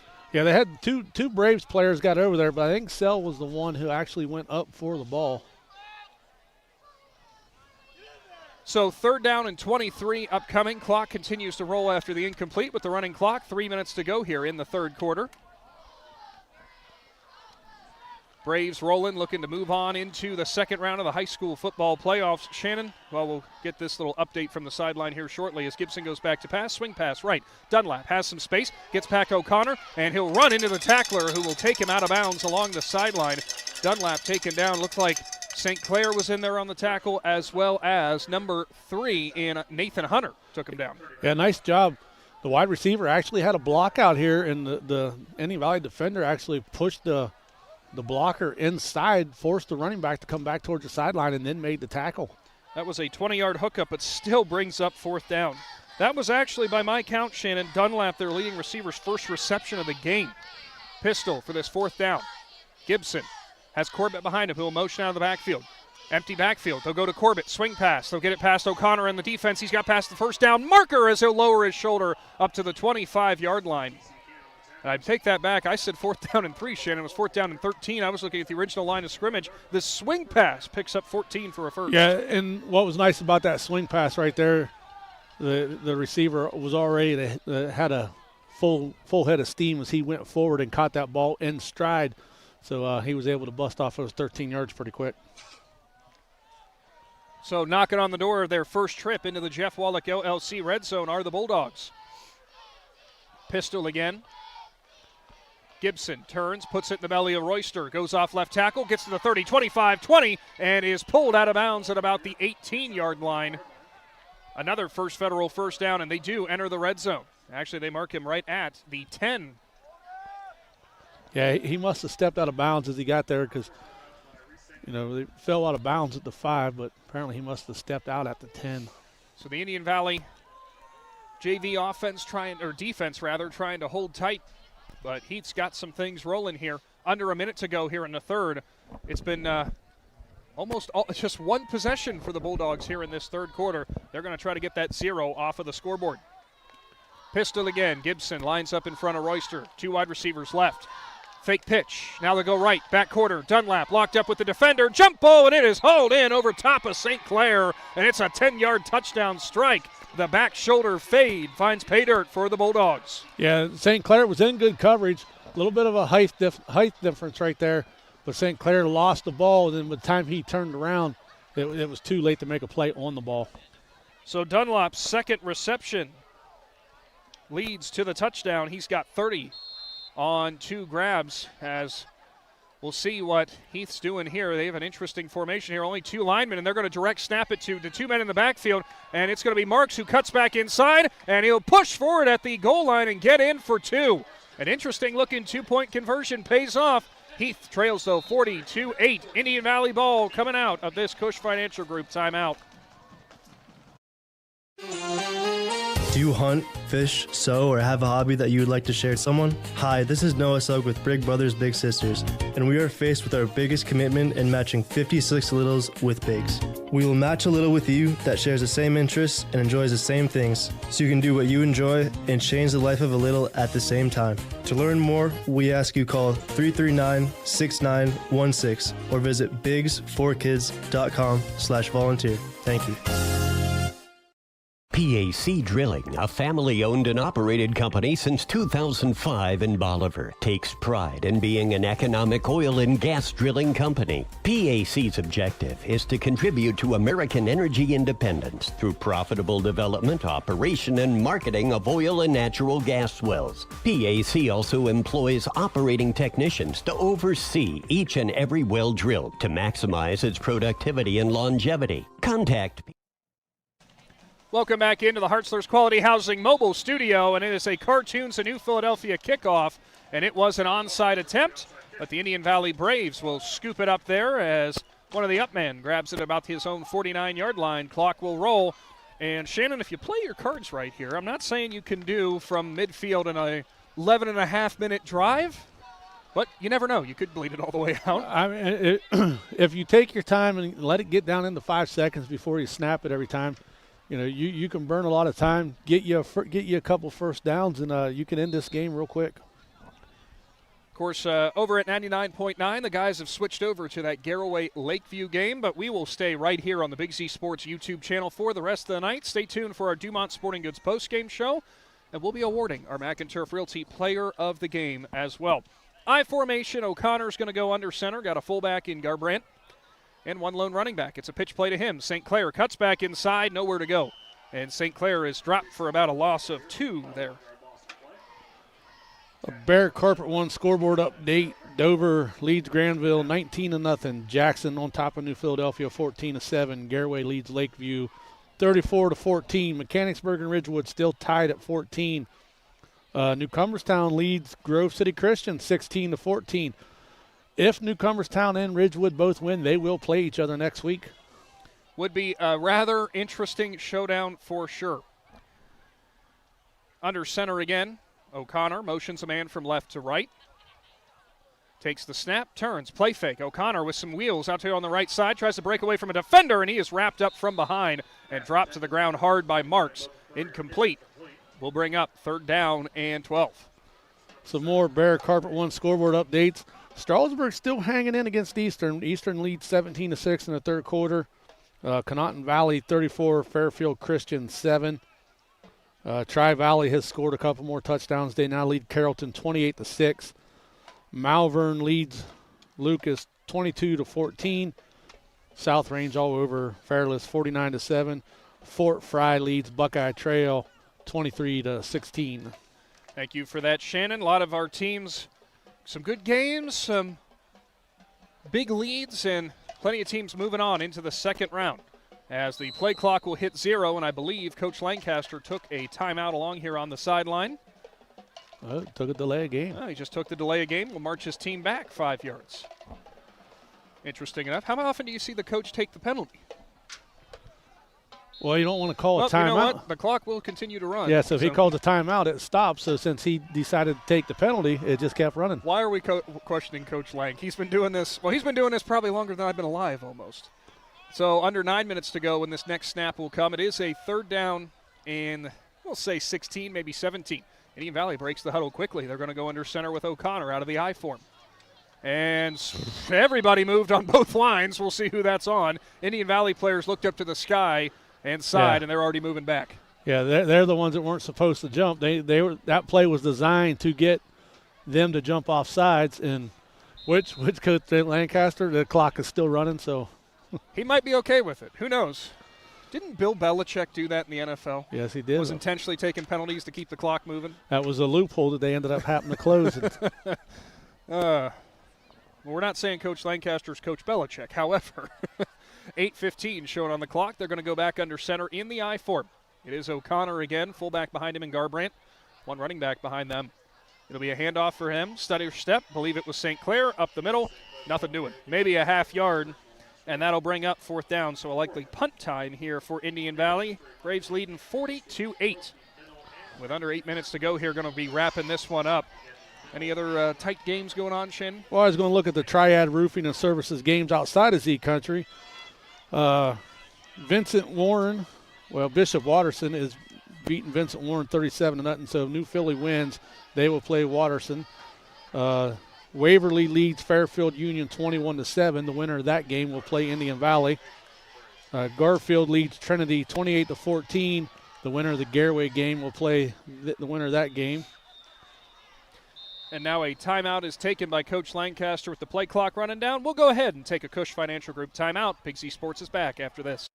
Triad Roofing and Services in Strasburg has been your commercial flat and sloped roofing professionals since 1979. They do commercial roofing and offer free estimates. Businesses, now is the time. Set your appointment before the weather changes. They can fix your roof before problems occur. They offer maintenance plans. Will come out twice a year, clear drains, and inspect your roof. To find out more, go to triadroofingandservices.com. That's triadroofingandservices.com. Other guy's insurance, you got Kyle. Hey Kyle, it's Brenda. I was just reading through your proposal and I have a few questions. When we drafted up your proposal, we really aimed right down the middle. Sometimes wonder if your insurance agent true priority is more time on the golf course. At Hummel, we do insurance differently. Our expert advisors help you not only mitigate risk, but operate more efficiently, decrease employee turnover, and increase your bottom line. The Heath Bulldogs will take over from the Hartzler's Quality Housing mobile studio. Carter Neff gets that punt away, kind of got under it a little bit, and it will give good field position for Heath to start off at the 50-yard line. Under 7 minutes to go here in the fourth. And Shannon, Indian Valley, of course, well on their way now into the second round. They're going to be playing the winner of, I believe it's Waverly, and I had it pulled up here a minute ago. They'll be playing the winner of Waverly and Fairfield Union. So we'll try to see if we can get any updates for that ball game. Pistol again. Gibson motions Corbett out of the backfield, and there's a false start. One of the linemen got started there early. And like we said, Coach Langton, he don't mind these penalties right now because the clock will keep running and get him out of here quicker. So when it comes to Waverly and Fairfield Union, that is a showdown of 7 versus 10 in the OHSAA playoffs in Division IV, Region 15. As we'll see if we can get you a score update. Pistol again. Gibson back to pass. Looks right. Steps up. He's going to run. Back to the line of scrimmage. He's got a defender behind him looking for room. Nowhere to go. And he is finally wrapped up and taken down as Caleb Reisner, the sophomore, will grab a hold of him. And it looks like the latest score update, Waverly leads Fairfield Union 21-14 with under 5 minutes to go in the third quarter. That, of course, will be the winner of that game is the winner who will face Indian Valley next. And hats off to Waverly because a lot of people predicted that Fairfield Union would win that game, and right now they're trailing in it. Taking care of business. They were up 14. Gibson turns, hands it off. Corbett looking for room. Here comes Reisner. Can't catch up to him, and a whole host of Braves will then take down Corbett. Give him a gain of about 4 that time. Corbett in this game, Shannon, as we said coming in, was their bell cow. Believe it or not, that is just his, by my count, 7th carry of the ball game. Kind of abandoned the run with him early on. Well, yeah, and a lot of that goes to that Indian Valley defense there in the first half. The Indian Valley defense was stingy, especially in that first quarter, forced all those punts, and the Heath Bulldogs really just couldn't get their offense going in the first half. Pistol again, 2 wide receivers right. Got a wing out on the left. He'll motion from left to right. 1 wide receiver now ISO'd on the left side. Gibson turns, hands it off. Corbett looking for room on the numbers, and he's at the 40, and he is sat down by the safety. I don't know who came up and hit him, but they laid the wood. Yeah, he kind of got wrapped up kind of low, and somebody come up there and just kind of gave him a nice little shot and sat him down over top of the defender. So a young guy getting on the field from the JV team, how good of a feeling is that? Well, when you're a JV player and you get in the game, the first thing you do is you look across the field because a lot of these are freshmen for the Indian Valley and some of them are sophomores, a couple juniors. But you see the pure size of the kids you're going against. The first thing you do is you get nervous. But when you can put a hit on somebody that's, on team or the first team, that's a great feeling. Gibson down the middle of the field, has a man wide open, and that's a 40-yard touchdown pass as Gibson links up with Josh Jones for his first touchdown strike. There's 2 flags on the ground right there. And there are in the backfield. The quarterback and the... And they are pointing back towards the Heath side of the field. And boy, oh boy, Shannon, the Bulldogs, when they go home after this game, are going to feel, man, we had so many opportunities that we just let slip by. Yeah, the Indian Valley players down in the end zone were kind of like trying to figure out who broke coverage or what, and Coach Lank just looked down there at him, and he pointed out on the field and said, boys, there's a flag. You get another chance. You get another chance, but guess what? That's still going to be in the film room come tomorrow. Oh, yeah, they're going to look at that, and And if you're Heath right now, you just go back to that same play and see if, Might as well. Obviously they split the coverage somewhere, and both defensive backs didn't know which way to go. It'll be 1st and 20 now. Ball right at midfield. Gibson's in the pistol. Royster behind him. Straight drop. Looks left. Still looking left. Delivers down the sideline. Defender's there, and it's over his head into the hands of the receiver, who is knocked out of bounds. And that was a nice pass down the field. Not sure who made that grab. I think it was Joe Ward, the sophomore wide receiver, as that will be a big pickup of, we'll give him 38 on that reception. Yeah, the Indian Valley defensive back was just completely out of position right there. He seen the ball. He knew it was coming towards him. I just don't think he realized how far behind the defensive or the offensive wide receiver got. Well, it wasn't quite the same play, but it was the same idea. Dial it up down the field. Pistol again. Gibson comes out. Play clock running down. 2.5 shown in the fourth quarter. Pitch play. Right side. Royster looks for room. Gets to the 10. Breaks one tackle at the 5. Spins around. Still driving at the goal line. And he's in. Royster with a touchdown, but a late flag comes flying in at the goal line. We'll see if that could potentially be a face mask or, boy, a hold right at the goal line would be disappointing. Yeah, if it's on the offense, their coach isn't going to be happy. We'll wait and see, and it looks like the extra point team is coming out for Heath, so it'll end up being it is a face mask on the Braves, so the touchdown run of 12 yards for Royster will stand, who after all his hard work tonight does finally find pay dirt. I kind of get the understanding now with head coach Tim Ward saying that he had 1A and 1B at running back. The center was late coming in. Long snapper coming in. So the extra point will be on the way, and I believe that's the first time we've seen from Camden Montgomery, who will drive it right through. So that will make it 40-13 now that Indian Valley will be leading over Heath, and we'll go ahead and take a Cush Financial Group timeout. Big Z Sports will be back after this.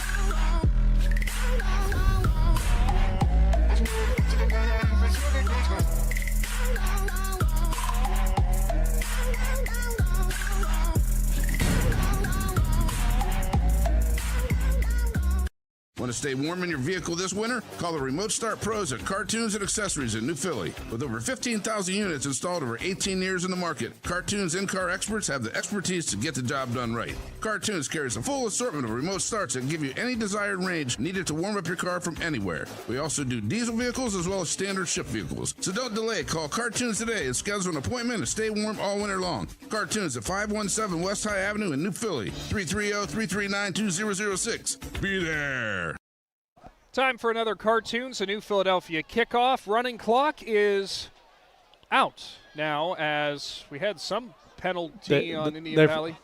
They forgot the face mask on the. They did. It was for the face mask there from that face mask from on the run there, and I misspoke before. It's 42-15. So Indian Valley now will take over, and very close here. Shannon, minute 42 shown on the clock. I wouldn't be surprised to see 3 straight kneel downs from the Braves. The running clock is off now, so they can't get the math right here where they got to put the ball. 35 goes to the pardon me, 40 goes to the other 45. Is this where I could take my shot and say Common Core math? Maybe. We'll go down to Tim Plants on the sideline. Tim, obviously utter domination for Indian Valley. Probably a good feeling, though, for Heath. Nice drive they put together there. As it would help if I had Tim turned up there. Nope, we still don't have Tim for some reason. Not sure where the interference we might be having is coming from there, but we'll try again with Tim coming up here in just a few moments. So Indian Valley does take that kickoff, and they will be at their own 15-ish yard line, Shannon? Yeah, about the 13-yard line it looks to be. We'll see if Tim's got it back now. Can you hear me now, guys? There it is. There we go. But, Tim, as we were saying, probably a good feeling for Heath, just to get down the field. Nice-looking little drive there, nice completion down the sideline. You're playing for pride at this point, so you get a little bit of it back. Definitely, it's good to see them put some points on the board for their psyche, and for these seniors too. You don't want to go out with their last game as a shutout, so it is good to see them put some points on the board. And Tim, we will be having him catch up with head coach Matt Lancaster on the field, and we'll also have him present our Mac and Turf Realty Player of the Game coming up here as a part of our Dumont Sporting Goods post-game show. Thank you to everybody who's tuned in on the Big Z Sports YouTube channel. Do not forget to get subscribed today. It is free, thanks to our fantastic sponsors like DAC Vitamins and Minerals, the Tuscarawas Insurance Agency, TMK Valley Propane, and Novellus. So, minute 10 showing. If we're doing math right, they'll be able to need this 2 more times, and that should pretty much do it for our ball game, right, Shannon? Yeah, and a nice job by the Heath coach right here. He's substituting some players in and out, getting probably some seniors on the field one last time. Good showing there as O'Connor will take the knee, and that will just about do it for our game. Yeah, one of those seniors coming in, and Andrew Hartman for the Heath Bulldogs, who will step onto the field. Good to get a senior who might not be able to have much playing time throughout the season in for some varsity snaps to round out his career. Yeah, and sometimes things don't go the way you want in football, and you don't get as much playing time as you want. And the coaches try to do everything they can to get you on the field, and tonight was just hard for certain kids to get playing time because they ran into a buzzsaw like Indian Valley, and Indian Valley just really dominated this game from the get-go. Well, just took care of business as third down. Brent O'Connor will take the knee, and that'll do it here from Jeanette Hutton. The Indian Valley Braves will win 40-15, and they will move on to take the winner of Waverly and Fairfield Union. And guess what, Shannon? We don't have to go far from home because the game's back here again. Yeah, we'll be standing right back up down here on the bleachers for week 2 of high school football. And do I need to bring a space heater this next time? Yeah, you might want to, but looks like we'll have a lot of local teams advancing in the second round. We cover 16 area teams, 12 made the playoffs. So hopefully tonight a bunch more will get out. A couple teams right now are on the losing end, and we'll see if we can pull up some scores here while we wait for Tim to look for Coach Lancaster. Certainly so. And by the way, heading into the fourth quarter, Waverly still leads Fairfield Union 21-14. Winner of that game takes on the Indian Valley Braves next week. Bear Carpet 1 scoreboard updates. Jackson still leads New Philadelphia 14-7. Dover leads Granville 26-0. Garraway leads Lakeville 41-21. Ridgewood on top of Mechanicsburg 28-14. Coach Slusser has kind of got his troops rallied down there. Dialed it up a little bit more in the second half. Newcomerstown's in a dogfight still with Grove City Christian 16-14. They lead that game. Conotton Valley leads Fairfield Christian 40-7. And it looks like Tim does have head coach Matt Lancaster on the field. Coach, pull out a 40-15 win. Now I can correct that blunder and tell you congratulations now. Great game. You got some guys in the second half that, some JV players, some guys who don't get to see a lot of minutes. That's a great experience for them. Just talk a little bit about the game overall. Yeah, I was real pleased with how we came out and played, especially without Grady. And guys stepped up. We got good players. Grady's a great player, but we got other good players too. And we put it on them this week, and they stepped up. Eric came out, ran the ball hard. Reich had a great game at quarterback. Our offensive line, we really put this game on our offensive line. And they came out and took control of the line of scrimmage right from the get-go, And we've been working on our defense. We put the game on our defense, too. Our defense came out with, I think, 5 or 6 straight 3-and-outs, So kudos to our defense. Kudos to our entire team for, working hard, knowing we're not going to have one of our key parts, but getting the game out, taken care of early so that we can get a lot of young guys reps, and that's what the second half was all about. Coach, next week, Waverly was up. Do you know anything about Waverly? No, nothing at all about it. I know their mascot's the Tigers, just because we've scouted them before. So we'll get to work on if that's who it is. That's who it is. We'll come in the morning, watch film, get this film first, get film from this fixed from this film. Work on play. We're just excited to be in round 2. Congratulations once again, Coach. Thanks, Tim. Thank you, Tim, and thank you to head coach Matt Lancaster for joining us in our Dumont Sporting Goods post-game show. And actually, we'll have to wait and see because we're going to get our Mac and Turf Realty player of the game. But first, might be talking to his team or to being in their players meeting first. So we'll go ahead and take a brief timeout. When we come back, we will get our Mac and Turf Realty Player of the Game. Stay tuned. Big Z Sports returns on the Big Z Sports YouTube channel right after this. Ready to unleash your inner champion? At T County Boxing Academy in New Philadelphia, we're not just about throwing punches. We're about building confidence, discipline, and strength. Whether you're stepping into the ring for the first time or looking to sharpen your skills, our expert coaches are here to guide you every step of the way. Train like a pro, fight like a champ.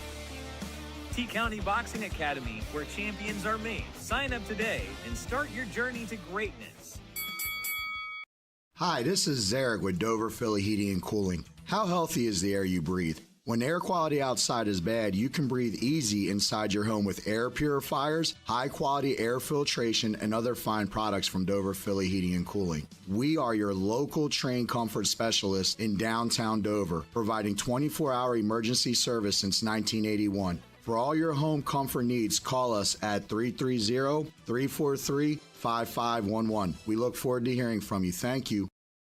The Tuscarawas County dairy farmers want you to know that low-fat chocolate milk is a great choice for student athletes and hard workers. It provides the nutrition needed after practices, games, or a hard day at work, and it tastes great. Low-fat chocolate milk is packed with carbohydrates for energy, proteins to repair muscles, fluids to rehydrate, plus vitamins and minerals to help build strong bones and bodies. It's the official beverage of the Ohio High School Athletic Association. Tuscarawas County Dairy Farmers. Farms, family, food.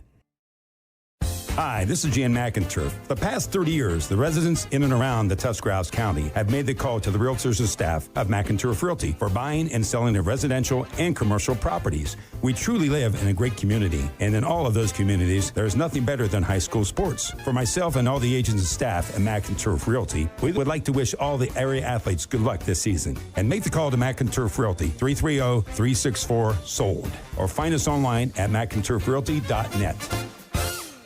Fall brings cool evenings, football games, and weekend camping. Muskingum Watershed Conservancy District has the perfect way to recharge after a long week at work. A place to sit around a campfire making s'mores and relax as you watch the snapping and flickering flames dancing under the moonlight. Choose a campsite at Atwood or Tappan Lake Park for your fall weekend getaways. Camping is the perfect way to spend an evening under the stars with family and friends. For more information, visit mwcd.org.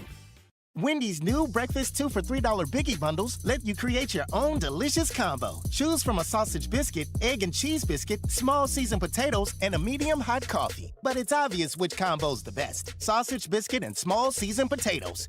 Well, maybe it's the fresh cracked egg and cheese biscuit with a medium hot coffee. Or 2 savory sausage biscuits. Whichever you pick, you can't go wrong. Choose wisely. Choose Wendy's new 2 for $3 Biggie bundles. Limited time only. U.S. price and participation may vary. Not valid in a combo. Single item at regular price. The Sarchone name has always been known for truck sales, and once you see our inventory, you'll understand why. At Sarchone, Chrysler, Dodge, Jeep, Ram, and Dalton, you'll find the largest selection of new trucks and SUVs in the area. Shop our inventory at SarchoneCDJR.com or stop in and visit us on the corner of Route 30 and Route 94 in Dalton. Sarchone, Chrysler, Dodge, Jeep, and Ram. Get your own at Sarchone. Gillen Body Shop knows that when their business is needed, it's never planned and it can cause quite the inconvenience. That's why Gillen Body Shop makes the process as easy as possible for their customers by making sure the work is completed right the first time. Gillen Body Shop has experienced staff that give all completed work a 100% guarantee. So when those unplanned repairs to your vehicle are needed, there's only one choice. Gillen Body Shop on Cary Avenue in New Philadelphia. Find them on Facebook.